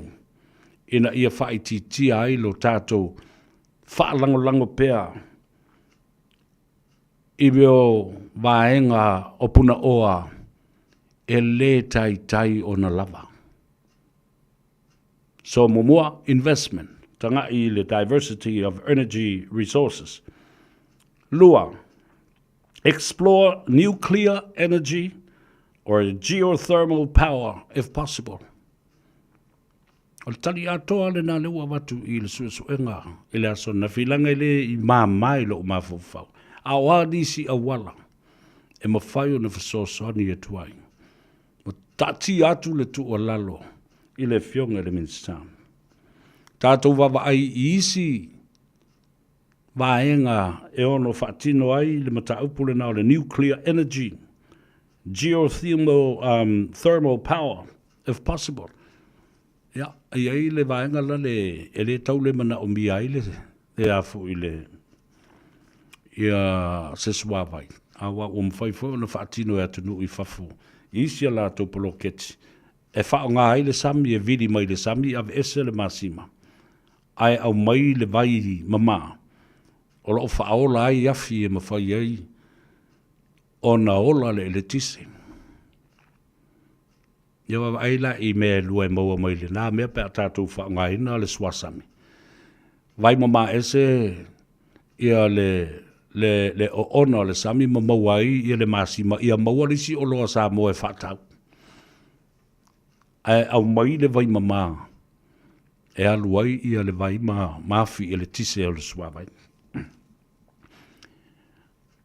Seisi vaenga sidi na tā ua e tanga I matoe tilo I aile minister ma le malo Samoa ma le matanga ruenga le EPC. Modernize infrastructure. Wa whawhinga tāo na ngā I e tai I a pou ma waia I maunga mawarurunga ma o I lalo o vanu. O le mea la e tā ua na whai. E te tau o na toi tilo I le whaale leia o awala ma whesota inga. Infrastructure. Modernize it. O na alea. Upgrade old aging power lines, power suppliers to reduce energy lost during transmission. O le tāu o le melea. A ua uma na whaalelea a wala ina ia mawhai na whasotai uma I vaenga ese uma le atunu o lo iai o lato wafi, solar, wind, hydroelectric power. Ona sila lea I pou mōli ua taifia se furu tausanga ua pala. Whaafou uma pou mōli. Power lines o leina ua tatau na whaafou. Wa lewa na ati e pe ama meo fo yo mea ola e ku o ele ila fo lelele. Ele ila pe asi paka le kise e ngari e kama ngā wai o le kise. La le beta ue mo ina. E mawhai e o na whaai tia. Le tise e wha ma o mau. Pea o le taimi ua ola e le paua ma momoli atu ma kiliva atu. I lea nuu, ma lea nuu. Ma le ainga. Ma le whaonga ina o masini. Let's vaenga sidi on the tāua. Implement smart grids to optimize energy distribution and manage demand more effectively. Sauni e tāpena. Ma whaatūlanga le lei mai ia meo waenga ia. E fua ia i le ele tise. Ina ia i loa ai. Le malo si anga tala whea ngai e mana o mia. I le teimi e whaasoa ai e le tise. Ma whaapena o na pū lea le lei ai le mana onga o tangata. More effectively. Nā whaina tātou pūlea mana onga o tangata. Pea tātou I loa whaasoa le marusi anga le ele tise. I lea taimi ma lea taimi. I lea nuu ma lea nuu ma lea whianga ma lea whianga. Awa e lua I tu a inga o tangata la tu te whaonga ina le ele tise I Samoa. Domestic users and non-domestic users or industrial commercial users of electricity. Nala wingo tala le nā. Mua o domestic users o a inga ia. A inga te itasi le tu nuu a toa. A inga le ingi la tō pisinisi. Ai aia te itolu pusa I salisi a inga. Fa TV. Tolu microwave. Ola male la tō air condition. O tō sisile. These are domestic users. Specifically individual families. But now their demand of electricity usage is huge and increased. Aisia. Wale leile ta mau ainga. Wamanuia ainga I fafo maa whanau mga luenga. Walafo atuai wa tofu le potu o le whale ma le TV. Wa air condition a tō ton. Lua pusa isa tu, male pusa isa tatia. Whalava. Wa ola. Mori, whape nā maleili e alu le tise. E ele air condition ai koe ola maleili. E o tō se sila la iai. Ta ngata la nei e ta ua domestic users e lea o ne pisinisi mani company ai ua whaatiteleina o lo lātou ta mau ainga ua sui le lifestyle ua matua peia o lai ola pe o le pālangi o lai ola i tunu ui whafu. Palaka ifo malana ta vale o le hybrid e le toi alu mautuina e se penisini po se swau. O tō se silai. Ia no mai lola ilea, tangata la i ta o domestic users, or non-domestic users, o tangata nei a whiai pisinisi umalawa. They are commercial and industrial users. Whale whai ngā ruenga atoa. Ia, e ai whatasi mamata ngā ruenga le malo. O fisa mamata ngā ruenga SS pisinisi ma company tuma oti.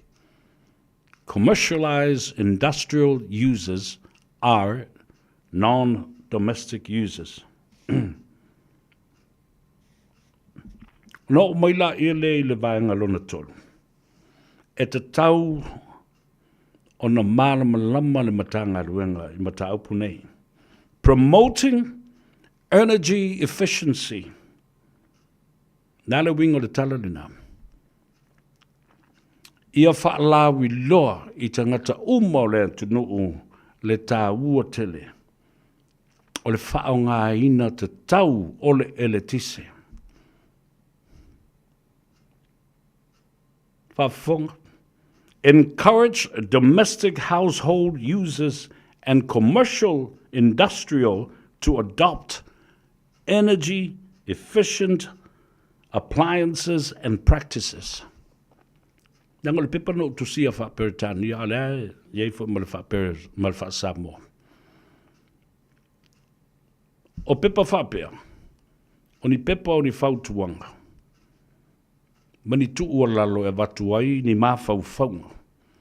E ma sani lava. Ona wala au mo I tangata la tau te mana o mia se kopi e o lava o I minsta ma tangata fa pena e fito I tonu e le mata upu lea ua. Ona ua umi o le tātou te whaalongo longo lava. E au mai fo Itali le malo e au mai. There is a limitation to the response of government. But Nei lo tātou tala noa I isi ngasu ma isi mau la pisi e la o mai I mea lo tutupu and hearsay because of social media and reactions of people to social media. O mafofo we fatati es social media ata tala noa reality. I mea te tau na watuai mahala tuai se fautuanga. O ne mana malama lele o marusi anga I ole tusia. O pepa e tau o policy papers. O ni aia inga mani mawhauwhaunga. E whaavai lunga o ni whainga. Whaavai. E amana iai. Se whesosoani. Ma se tuu o lalo I se whaafita uli pangatia. Ma tautia ua mana o mia ai. Se lawe a I whanati nati. E fo ia ai le whaafita uli lea. Ai le o le tātou tutuafi. Ma sa saa le penisini I le whaalawe lave ma le afi leo o mumu. Nā o le tala lia I lava ma le mea. Ma mua kua I akiri le mea. Promote energy efficiency. Encourage domestic household users and commercial industrials and industries to adopt energy efficiency with appliances and practices. O tau mana tua le taimi na tātou polonga I fo I le whaafita uli o le whaasao le suavai. Tutusa le leia le pepa le nā ma le pepa lea le ua utape nā le taimi le nei e winga le tisi. Sa utusia fo se whaas pepa. Le pepa e tusa ma le suavai. Le la o loa watua I. Ina I mwhai o na tātou whaalawi loa I tangata o ainga teito tasi, whaatasi ma pisinisi ma company. Ni awala e mawhai ai o na tātou whaao ngā ta tau ma le whaaso soa ina o le eletise. Ma masini o lo tātou whaao ngā ina I o tātou whale, I o tātou ainga. A tapela TV, a tapela TV, e te le tapela ina le remote.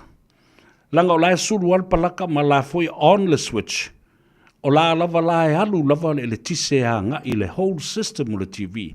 Te tau muna te pē mai le palaka, ma se I le palaka. O se whate te inga le nā. O mea tau o le household users and promoting energy efficiencies and its usage. O tau mō mai, a mō isau mea o ngā le titi e whapeo le tā ua le nā. E tau fo I la o na whate tai ma whaasino I masini te tele I o lo whaangaina nei. E ngā osi ai o loa. I whale ngā osi mea ma whale osi ai o loa mala. A ua malo lo le masini. E te tau na te pē a tō le masini. Le afi ma tō tonga components, electric components o le nā masini. Pei fwe o tātou, au leo whaangaina, le masini tā mea, o te tau na te pē mai le palaka. Si au lea fwe kai au koe whaideska ngā mea ko ka pē lai. Ia wha masani te ngate le teimile nei a o I titi. Ma wha tāpulaa le sapalai o le eletise o lo iai, mō tangata uma. Wha te tai, o tu ai ngā practices nā, ma tu ai ngā yoinga nā, e wha te tai ai domestic and non-domestic users of electricity for practices. Good practices. Pio tātou, me o le teimile na whaile vai. E le wha pē te alua tu loe fulu o mata na ki ale, se tamo I teimia, pē o le wha o ngāo se solo e wha susu, a lai ta pē le pipa. A e le o le ki o le pipa a lai ua palasi o nifo, a o le alava e ola le pipa. E ola manu I le pa u o le swavai. Tutusa le lei barmea le tātou talanona I ele tise. Practices. Adopt practices to promote energy efficiency. E le ngata I o tātou ainga, ai whapena foi. The commercial world, the non-domestic users of electricity. O le si vanga e tau na whai le malo, ma le matanga alwanga lea. Provide incentives for retrofitting buildings with energy savings technologies that are already available.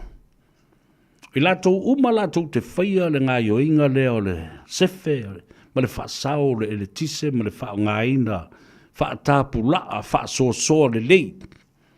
E te tau o ne iaini mea lofa, mai le mata ngā ruenga. Pa o le mā lofa oi. E tu i nātu e tau i ai tangata ia i le lātou tau mawhainga. Wale ngata ina i a tau mawhai e sefe ai le whaatāpu laa o le whao ngāina o le ele tise. Ai ia mawhai o na whaasoasoa o si vaenga e ola i lo wainga, ola i lo tua oi, ola tua i malista ngata o le nuu atoa. Whapeda le sapalai, i isi nuu maisi a whio anga mai tumalo. Male atu nuu atoa.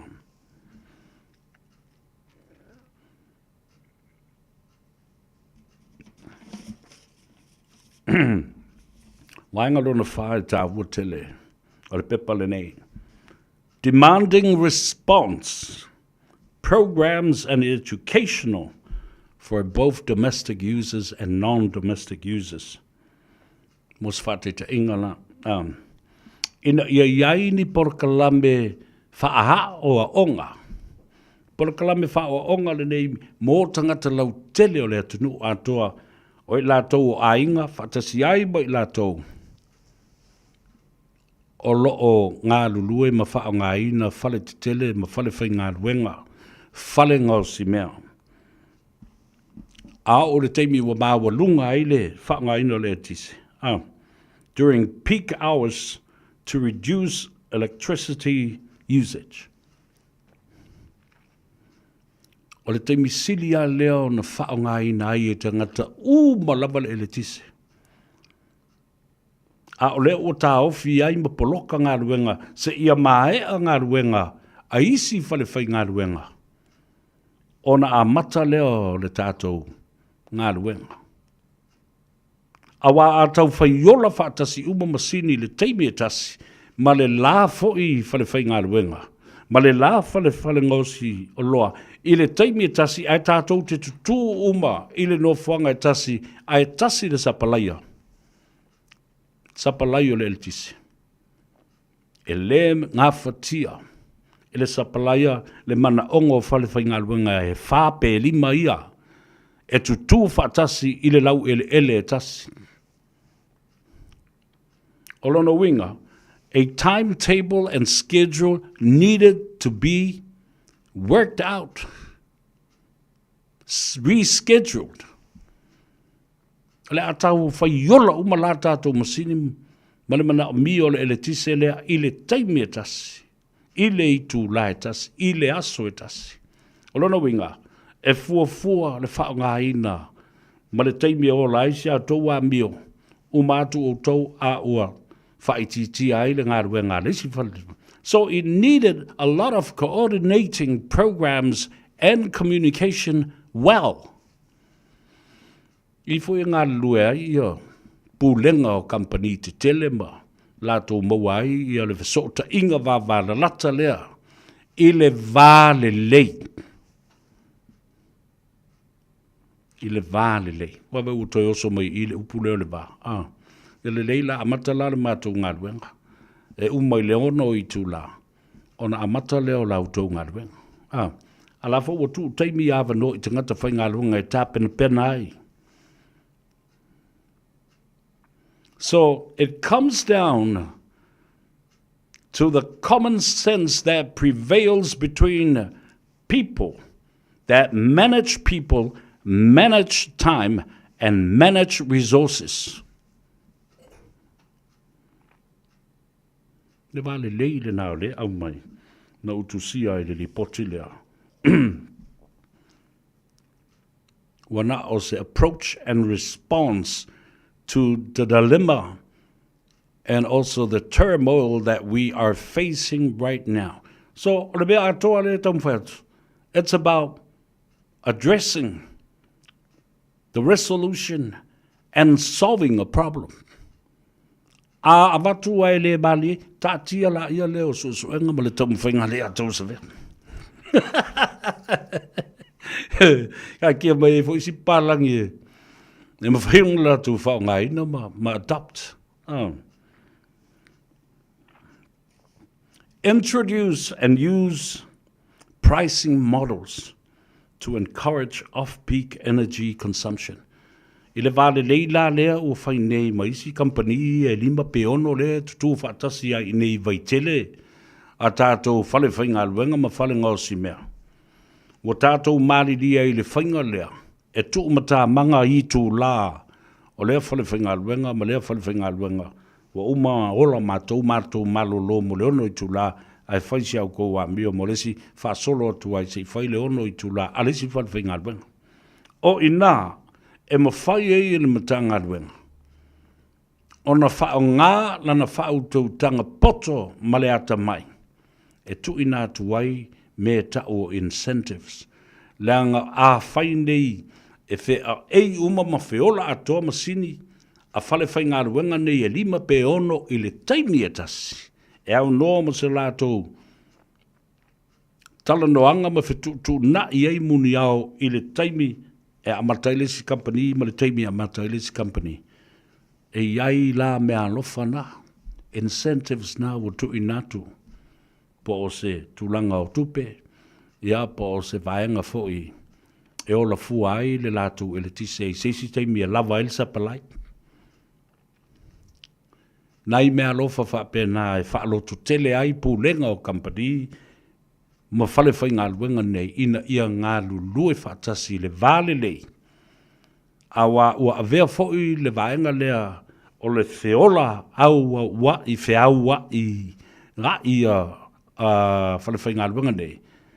O lo sefe e foi ma le pawa mo a inga ia e tū taulanga i au tafa o whale ngausi mea le iei masini te tele nei e mana umi ai le marusi anga wha ele tise te le.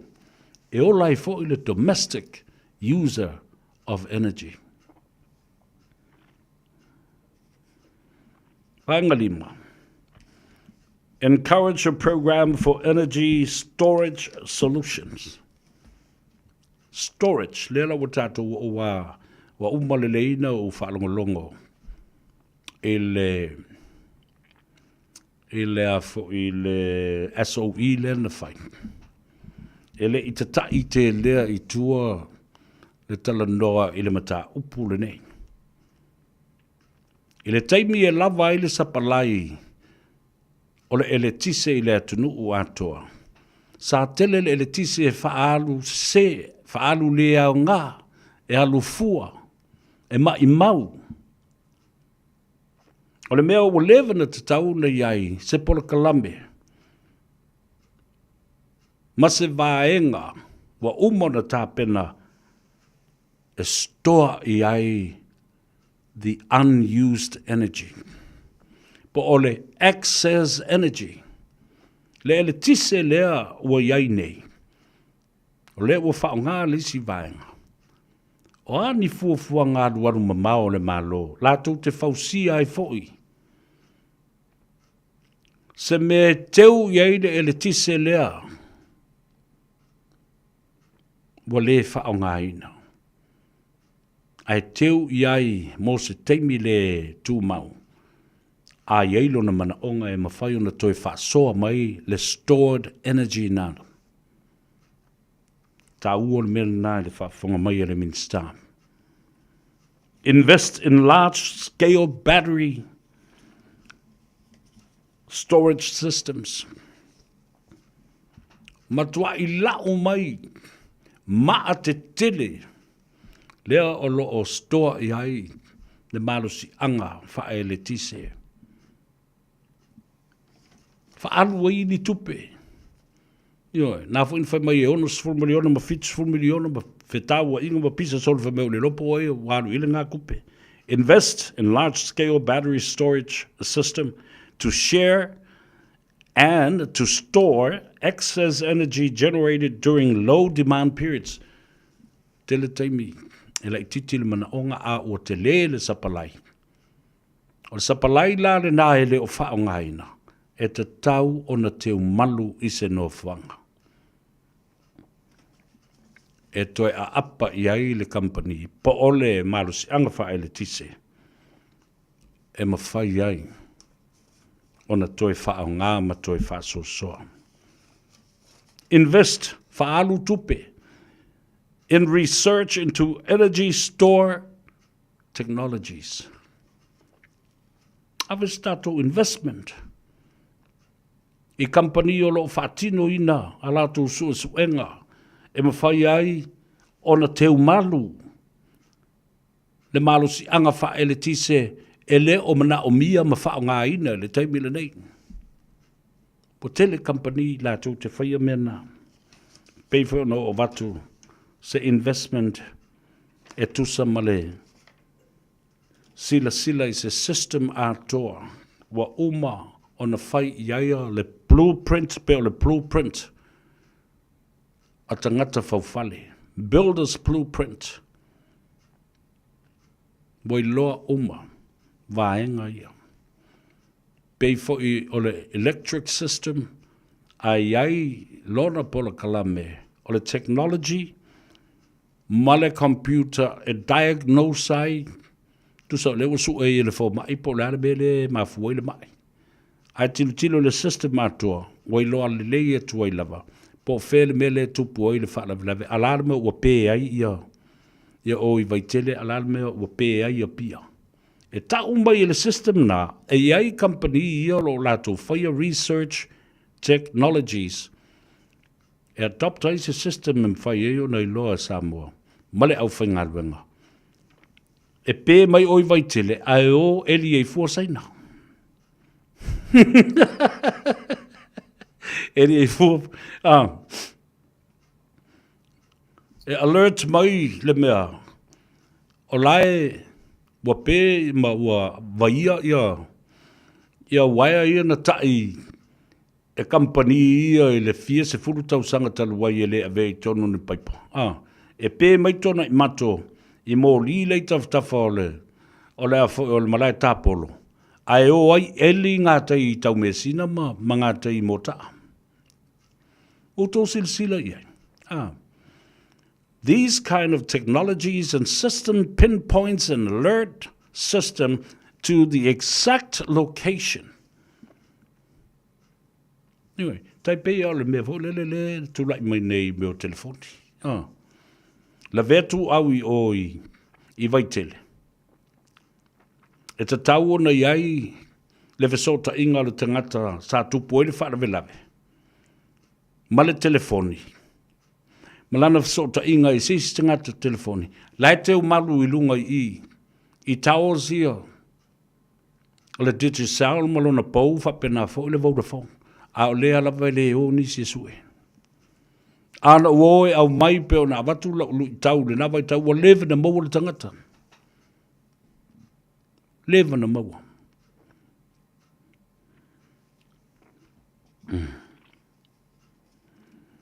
Ona tatu wo mai lea I leisi baenga ta wo lea. Public awareness campaigns. Educate public about the importance of energy conservation and how to contribute. I aini por kalame whaalea o onga mō tangata lau tele o maolea tunu. I le tā ua tele o le whaasauina mai o le eletise. I le soona whaau ngā ai le mana o mia. The conservation, conserve, a puti mai, wha putu mai, ma ia whaasau le mea le nā, le eletise, o lo o whaalu le au ngā. E whaawhena whai le mea le nā. A mo moe, ta pe a toa le, I le system a toa o le whale. Se vanga nai o pusa isa. A whai fwoi wale o to iai a, se mea ai tu u aisa o iai tu tonu o le fulisa po le pusa isa. Ta pe. Ai leo le tape atu le amo moe. Ai o whai meo la au fwoi, mo li fwoi le emo le po ato, ai to moe pe o la au Christmas. These are simple ways, Samoans, to contribute to these conservation campaigns of our energy and our electricity. Promote community-based renewable energy projects. Example, renewable energy project from feces of animals.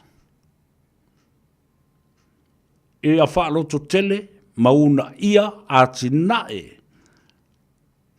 E mawai ia le malosi whaele tise whaafowina, renewable energy. Polo keti umo lo tamawhai iai a inga manuu ma whaalapuputonga. O e tū leile melna. E peo se whaatita inga.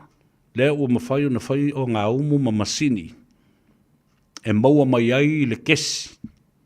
And gas, e maua i fo i mawhai o na whaola ai ma tafwai ia tau mafa ma whaavela ai tau mafa.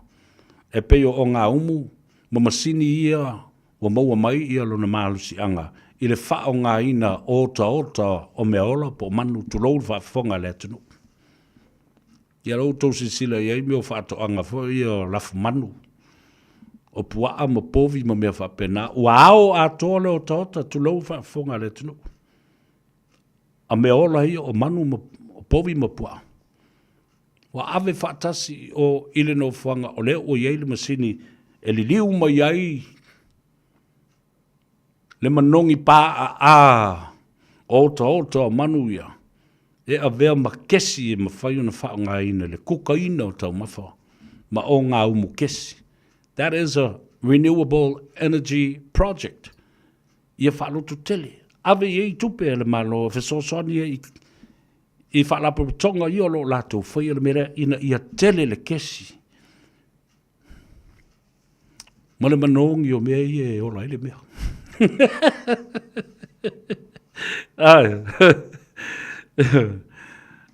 Tā ua tele le nā. O na tātou tau nuu maila i le tūsia ina ma le whaata o to ina o ni tūla whono. Writing policies and laying down regulations in place. And these policies will enforce regulations that would mandate energy reliance, energy efficiency standards for domestic and non-domestic users, and appliances used as well. Tātou whaia uma mea ia, umana ta watu mumo. Waola lelei, mala lelei foilo na whaatūlanga ina. Wa mata o na tele le tise, ma le malosi anga ua toe maua mai. O le ua umana teu, leisi vaenga, ua le whao ngā ina, sa whaalu se. Being stored, lea la ua tātou ua mai whata oto le tūla whono. E mawhai eo na whasosoangi i tangata, i whainga whamai. E pui ai, ma maluti ai le whao ngā ina o le eletise. I se tūla whono.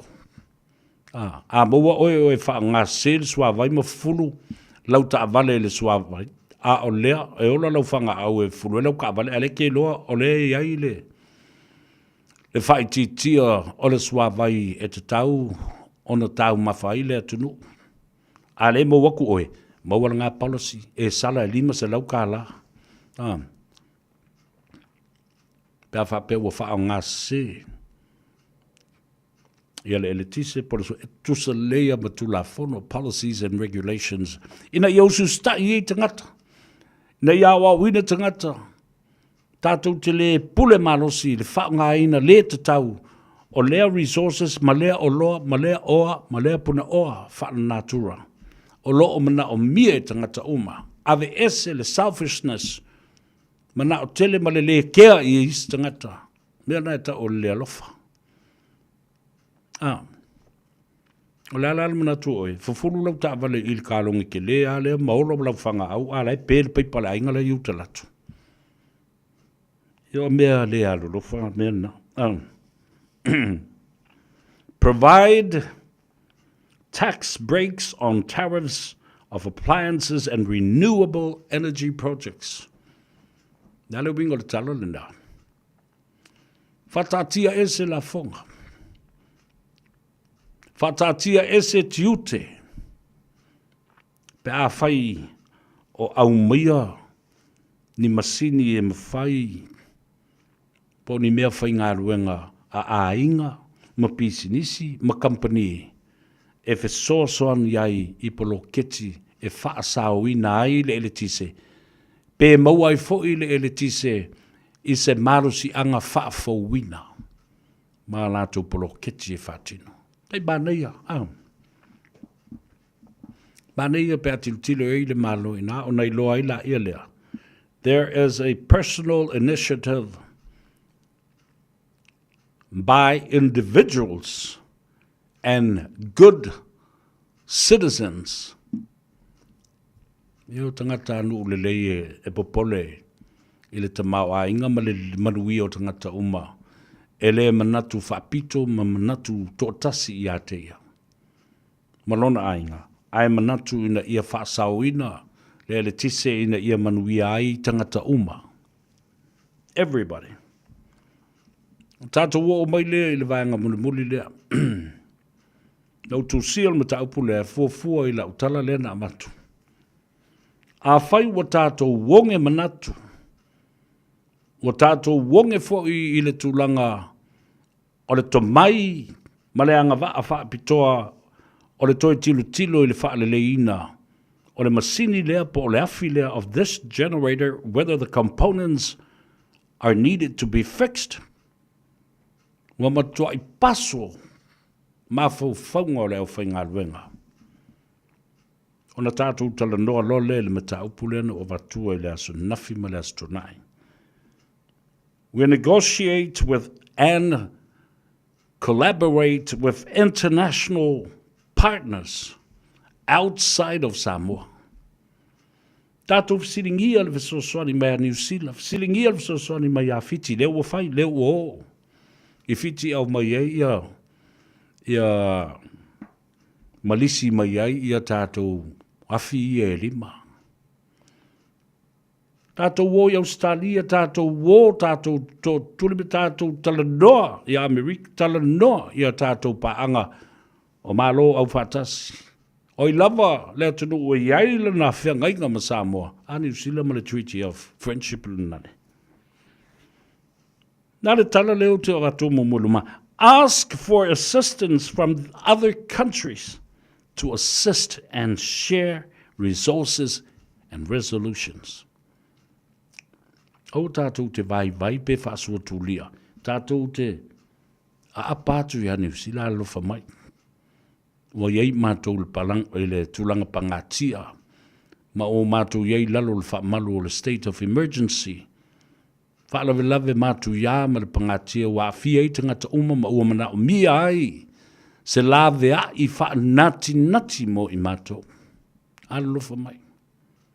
We should never be embarrassed and scared of asking for other international countries and partners that we can collaborate with them and render assistance to us. Yo, le mea moni ana no mātua. Whetu wha iai a tātou oa, mapuna oa. Whetu wha iai le mana malama. Matali I whawhitauri wa tupu iai tātou. Awa, o le tele o isi atunu uia. Sa o fo I tu ai ngā whaingata ma whawhitauri o lo iai I tātou. Ai o atunu te tele. Whalonga le mata upulea. Participate in global initiatives to address challenges collectively. Ia tātou woi whanutanga te tele whaavao malo. O lo tala noi nai mata upu e winga I whawhita uli whapenei e tula I mai I lea taimi ma le mafua anga e mafua ai o na o se atu nuu I mea whapea. O lo I taulane e le na o tātou wa tula I mai ai. Mamana o mi ai se feso soani wha vave wha nati I lalo o le tula fono o le state of emergency. Tātou sa ili masue. Search and find countries that had a similar problem like we do in Samoa now. And how did they recover? How did they recover and adopt those solutions? International collaboration. Wa ai ia tātou paanga mai atunu I whafu. Oi le atunu una tupu ai le wharawelawele pe le mele o tupu ia Samoa. Na whaafewhea na fo ia le whaafita uli nana whea ngai ma outou. Mātou te whia o a o fo iai. Ma whaatai iai I le tali na te ai loutou polonga ma loutou maftianga. A o ai na whaia. Le fofo lea na toe fo'i ai I le manuia. Ia loutou atunu. Search and find countries that had a similar problem like Samoa now as we face the state of emergency and declaration and proclamation. Ia matatou whateita'i loa iai. Ina ia mawhai ona tātou whaatino ina fo ina vaenga. E avea matali I lo tātou whawhita auli. Avea mafofo I le tātou whawhita auli. And finally, vaenga lona sfulu o le pepa le newo o tāpena ina. Encourage private sector investments and participation. Lea lava e tili a tātou paanga I to tonu lava o loto I whale o Samoa ia. O lo iai pisinisi tū maoti. O lo iai company tū maoti. E tele fo ia lātou tupe. Whaaloto tele ia I lātou. Ma tau mawhai e tau a mō mai. Ma whaamalusi au e o mai e investi. I te tonu o polo keti le malo, tātou te ngāru lue so tau au le malo, and the private sector. Au whai pisinisi me lau whai company tū maoti. E tele lo lātou te mau ainga. Work with private businesses and partnerships to invest in renewable energy projects.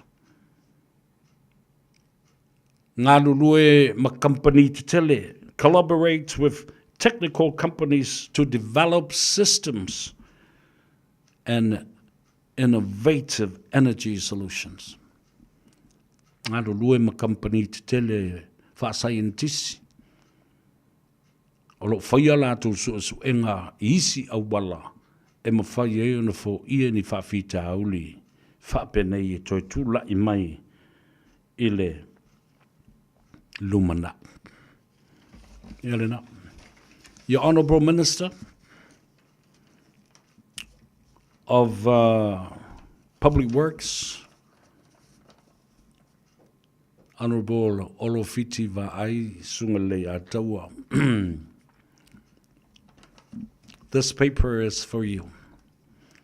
Te le whai atu e bea ngai a oe po lau CEO po lau mutanga luenga. But it is available for your pursuit. Em whaina e tilo ai e se mea o ngā. Em whaiona wha o ngā e manui aile, mtanga ruenga manui aile atunu, manui aile. Si tātou o ese mai le metele o mea le social media leo loo whawhanga I pēr I tātou ma ua avea se epidemic. O tala mai I ma o ma avatu I le lafo ne I ma avatu. Wale ai a seisi e le mana o e whai I ai sona manatu masana tala. But today, and from that Saturday until yesterday, I was focused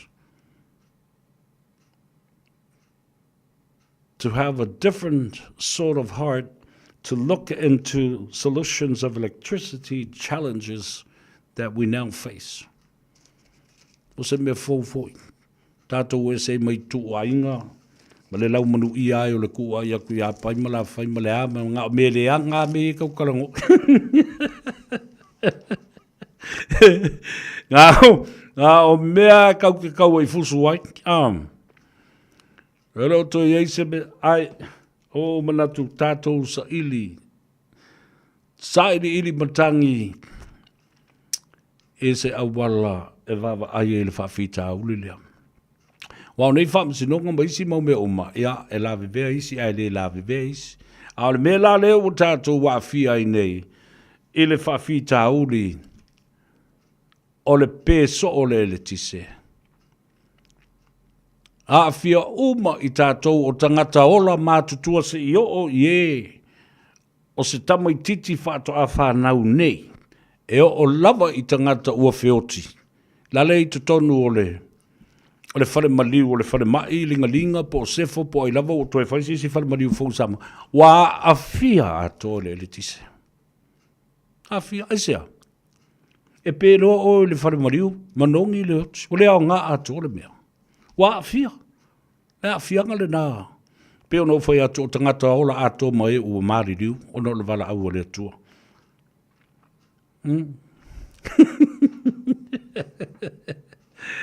Ia le lei tātou uo e wawai foe. Sina malo longa pupu lava. Tātou uo maisu e se taimi e tala noa tua I le tamaitai o ati. Mai le tātou whaleta wale le Henderson Cars. Ia on tātou se e tuaila I lea isi vaenga o le tātou wa fifi, mamata upu o loo whaaso soa tupea. Ia, a wale ngā Gagaifo Faiva o Samoa. Ma lo le pale le dei aso. Ma lo fo I le tau atai. O tau, o le au ave pasi, o le au ave lodi, o le au ave taxi, o le au ave train, o au ave valele, o ave courier. Ia po o si au awila ngai ki solo I fo e ama Ai ki e wila bai ai le kai au, au le tira au ki pasi wanu, nge yaso ki ofo le. E le fiu arongo o le ki ngā le anu, o ki e wila ai le anu e whaisau whi au.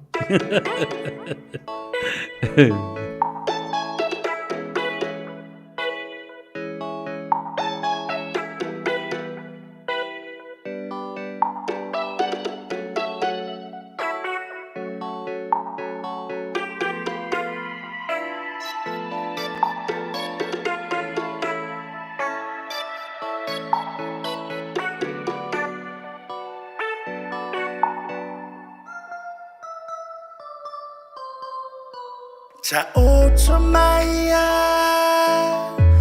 huela uo se fusi tasi mai mo ita ile nipo fai mai sitala ila tama futanga po tu maulo walofa ilo unei tangata le nei olanga e ai le muta anga o aso olele mama se ai mafutanga le ai sitasi ato le nasi la fanga Yellow famoni mangalua iyo uleanga uapeleta si oe ilo une ilo toe le ai si tasi baby you are not oe le ale umi olo uola otu Alufa fa maoni yate o e o ile oti funga wana o lo nei lo toi wa faina tana fa angalo atu yate o O folinga tumo pea yo uma fofanga e yo se michi e momoli mai ia tumanga o te fola ula ia tunu uma chalasi ele falua ina o e sungala uhani la u baby ua peleta si lava oe ua na o e sunga yo unei lo toe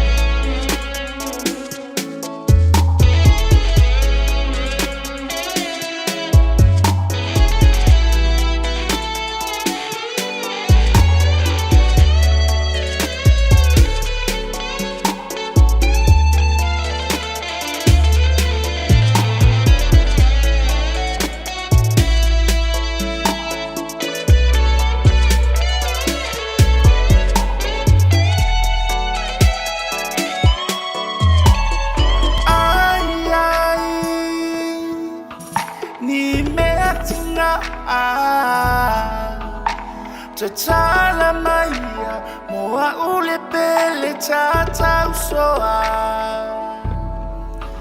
ne ia faina aile mafutanga mamoa ile alofa ua mafana fana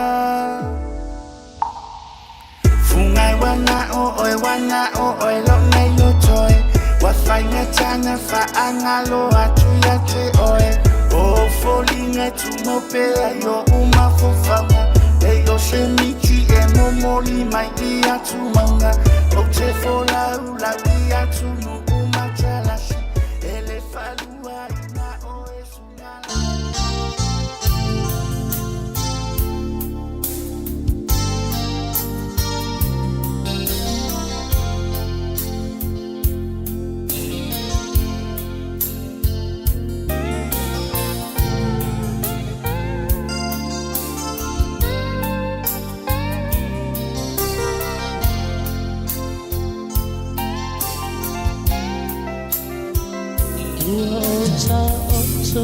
ile po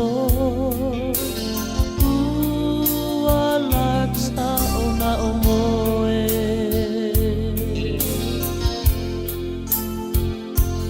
mawhawhau ngae wale mawale amoe o oe ole maatai mane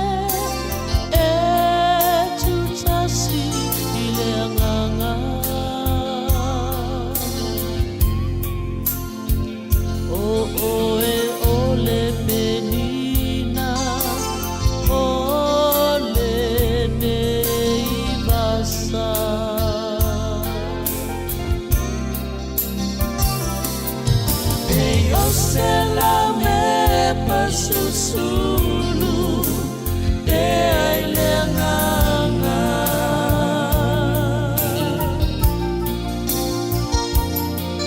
a osero safua matala ua sasala Eyo mataua o timunga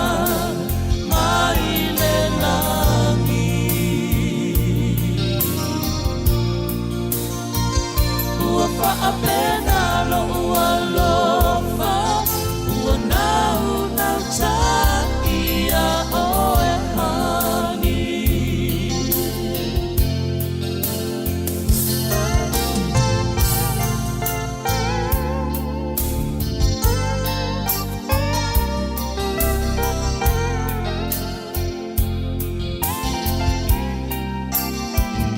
Etele sami mavai sa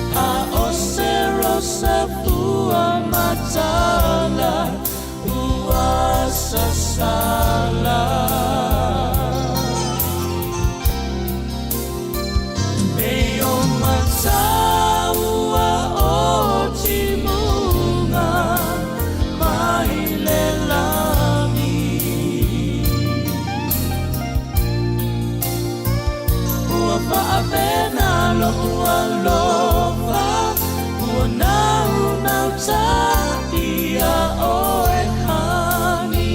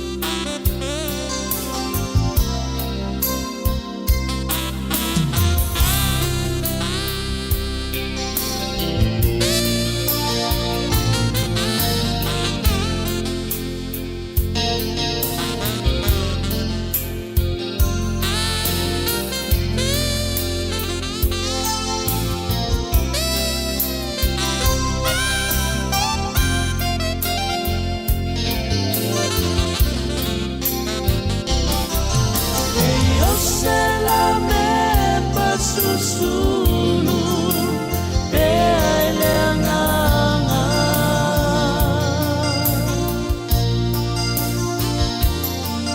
a osero safua matala uasa sala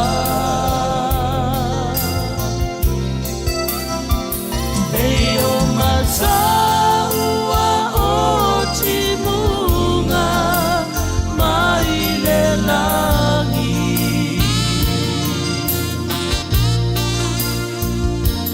whaapena loa lofa ua nau ta ia oe hani e ose la me pasusulu e ai leanganga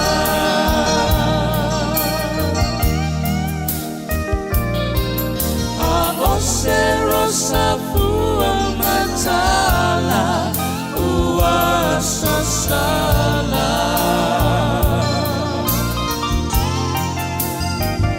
eyo mataua otimunga mailelani ua whaapena loa lofa Nau ta ia oe hani ua whaapena loa lofa nau ta ia oe hani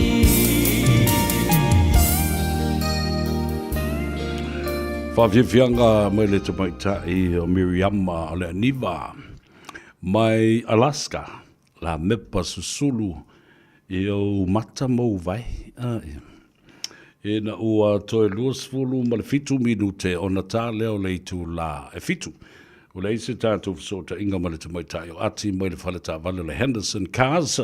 E whailo pēr le whangatia le la tautua ma le au nangalanga wa lewa kiringa whai pui pule Radio Samoa ma Henderson Cars. 26 years ago. Ja, wala au lato numera ma le telefoni leise tongi o valu se lau fitu tasi. Ja, pole anga ifo iai le lato tuatu si se lau weavers fun ma le wha Cavendish Drive i nai papa toe i Manukau. No mai leo lau tele noa, na whatalo whantu i le sunga ia saua lilo mai ava tu vale o Sydney, Australia. Yes, e streami o na tātala no foi le tulanga o le taunu watu o lau pusa vai o le ola. Ia, wafo i le soifua malolo ina. Ia, whatalo whatuali tātou pole kalame ia te oema le a inga rii le sunga ia saua lilo mai ava tu vale Sydney, Australia. Whapena fo i le sunga ia le ala i fola. Lau vale sua o le pole kalame o le Samoa vai la ai luma. O Samoa vai la. Ya, ta ua fo le na por kalame lo au mai ai ya tulanga matango fie o tala fa solopito ya o tala fa ngongo Ia, e maise fo i le tū ma le anga i whanua, o mafutanga. Ia, manisi fo i o tupu mai e o le atunu, e maise, o i lātou sa ngā lulu e whaatasi ma le sunga i asu o lau wale. I le ngā luenga whaafaife au tā lai, o le missionary work ale e kalesia Yesu Keriso lau pa i o asunga tai. Ua toi tilo atu ai, ma mafuta atu inisi o uso, ia, ma uo ma mai le ngā luenga le atua i le tele o tausanga. Ma vai whaftai le sunga la, lala i fola, lau wale sua, ma le whale tua ia fau, ma le no whaalo, ma le ai ngā li. Ia ma le nā fo i pola kalame mātungo fia, o to telefo i la taua, tau muli ai, ia, ma fia e whaalongolongo ai. I le nā pola kalame. Whatalo whabitoa i le uso pele, o le whaatonu fo i le nā o le tātou pola kalame ma le ala ata, le si ufonga o le tae au fau, le sunga ia whawhitai, ia po o le a fionga fo i le uso le i tu le epa whawhitai sua li o mai Long Beach, California. Ia mai se o tau umalawa o lo oilunga o le tātou api o fōlinga, ia whapea fo i le tātou Facebook page, male YouTube channel, whafta yatu i la utou langolong sua, mea mai se fo i, o le mana i o utou whautuanga lo au maia, ia ma utou talatusia, ia o lo langolango ai i le tātou porkalame. Ngā ngai fo Faiva o Samoa, ia ma le tātou tāno ava, e palu i le astona, e te maua ai le sao. Awane ngalo ia te oi, maua ia le vai o le ola. Walu soi fua malolo. Ina wā po le ale tele o ni mau mea tātou te whaia. Ale maua le malo, si ma le fifia. Ia le vai maunga le kaimi. Ea. A i le tātou maketi le nā, whatalo whātu lau whionga le saoli, i tuala tau wā tau pa utina ma le whiltu e a peka. Ia, ma le no whaalo ma le ai ngali i nā sful ma le tonu Lappington Road. Ma wai lau vai o leo lai. Nā mo elo mālo si moro fifia. Pa e whai me fifia. A ke a ki ngūro mai whai me whari.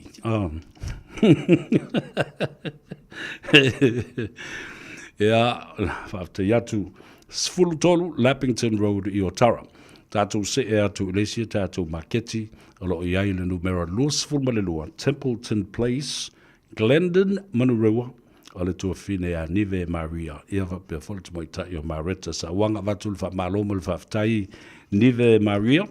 Ia, whaftai mo le whamano ina o le tātou no whanga. E a vema Maketi, walawi loa. Ia masulu whai atu fo i ai, ia le tātou tunu. Le tātou maketi, le tasi market, i tonu le mū, o le taulanga whatau i o Mangele. I ai le sunga ia whao le tane, Peter Silva, ia wapea foi le sunga le whawhiangainga, o le ampasa lea, o tamuiti uma sulufa i Samoa. Ia e pei o na whao uina ilo na tofi le whaamsinonga mawalunga. I le lātou sanga, le sunga le whai whea wea Reverend Larry Tupai Levea, ma le whaletua, ia Sa'u Helen. Ia, ma lova aftai ngā ruenga le lei, maua i nā lau vai, o tō umana e sumba i tono i nā, i aso umba le vai aso. Ngā le uma e la e floi ngau ke le koe loa koe kiri waku lau vai, whaftai mo le nā, au nanga, sefe le taimi, sefe le pensini, tasi le whale o loa e tapu vai tasi i ai, o tō i e nā, ia ma le lalulangi, e a ngā i mai i o Tara. I le sfulma le tolu Lappington Road, i le Malta, i funga one o tuala, ia whapele whale tua ia peka. Tā walunga i o, i le Grand Market, Numeratasi, Triangle Road, i Massey, ia lo iei le li o Wahid, ia ma le whale o loa fo, le nai, tele tau mawhai mawai. Ia, mantua rai mo ina ma le tātou, vai a boka foi. Ia leo vo mo le tātou pusai, whatalo whatu ia fui awa tuioti, ma le whalitua i Mangele, leo ua wawa ia tu ua tau nuu le tātou wa whangut. Lewe kako ua kere kako bisinisi kako ke o iei. A whaila o lo o fia. Na o mia se i a whelesi. Se i a whelesi nei po tai au. Ia, o te tu au. Wala au mai ia lei a tau o savea. Ia, o na ta le loala ia lea. E le tūlanga e mau atu ai lau pusa i a Felesia, po e sau ni malanga fo i ia lai o mai lau vanga lai o ma meo ponge ma mea vai ai ke i lau ku lau au tau nu atu. Ai ke alua ku man meo le malkama o snapper, o le male te male kauai, fresh. Au telefone nā o lua fitu, o lua tasi lua iwa wha fitu iwa lua fitu, mo sau vai o le ola.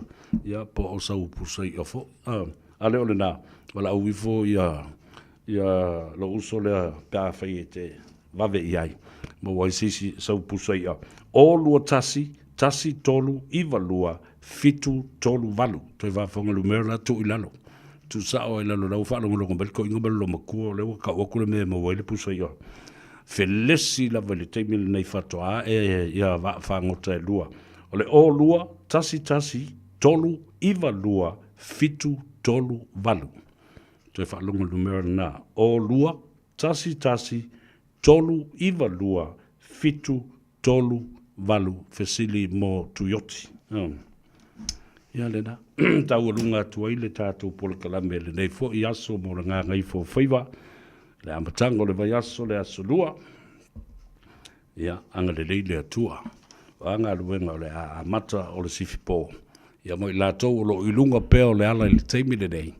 E na ua ngā Gagaifo tau Faiva mamalu le nei aso. Faiva alo filima, aftai le atua o saunga le mō, ia ngā luenga sa whenga iai. Tātou tuli matai le tau nuu le whale. Whai ngā lotu, whapena fo i tali ngā sua. Ia maua mua i le vai. O mai eila ia lea. Whai le mea ai. Ai le au ka ama le au ka whau. Vale le lau ki pasi le aso atoa. Ia le na. O le sau i whanua le tātou. Va ai le nei aso. Ia, whawhitai i le tua. Ia, wanoa tātou te whasoa ai. Ia, mamou ai fwoi le mamla maanga i mea o lo tutupu le tātou tino. Awai, o te tau atu. O mea ua tula i mai i Samoa. Lea ua pisia o tātou. O le wha mai i lea ua tula i mai Samoa. Social media is now an epidemic in Samoa and all over the world. Au te whapea tuai. O le teimire nei. Ua whengai ia lea tunu. Talu mai ngasi o malo. Whengai ma mata upuru nei o le feita ngai ma le fia tau i masui. A o whengai i tātou ma upu whai o malo. Ia ma le whamai. Ai ua whatuatua na i ai le whamsinonga o le tula whono a mi o tonu. O lo utali tununga le nahi ai. Ai ua manai fo le ua tātou o ese mai a ua tātou o esa ili feso soani. Se whalu manga e momoli atu le fionga le minsta ma le tātou kapeneta ma le malo Samoa. E winga e le whawhita uli o lo whengai ma i tātou. I le pē o le pawa. I le pē o le pawa. Liki fuatanga talo falava o ana suamas talo fa malo tsi fumuia e seta tangomoa fatalo fatu le tatou nuu o lii ia o tamali mo fale upolu e Riversdale Park ia fa bumbo e sa maduia o to Faiva manga luenga sa ngapati ai fo i le nei aso pa mangalo se leo o le asu se pese le atou se vea tātou te tau mawai hei fo i te nei aso lua ia o ngā arula i leo le o le tangata la tau ia vai po le ale mea ai o le fiafi leo le awhai tua o tau i se tasi o pese masandi le atou se vea o le nofo tō tasi ia e o se vali fo ia uia manuia lunga le ala tele le feta loloa i o le atunuu ia ma whapena fo i o na tau nuu ma le saunga le mu tātou whei loa i le asoa tai au wha mangalo se leo le atou se vea le nei o le fatele mo oe look after yourself on the road soifua ma ia manuia o uno fo to atasi ma fau fau ngai wa sau tua lasi le lo fae mo oe wa pei o se mai awele lai se iangi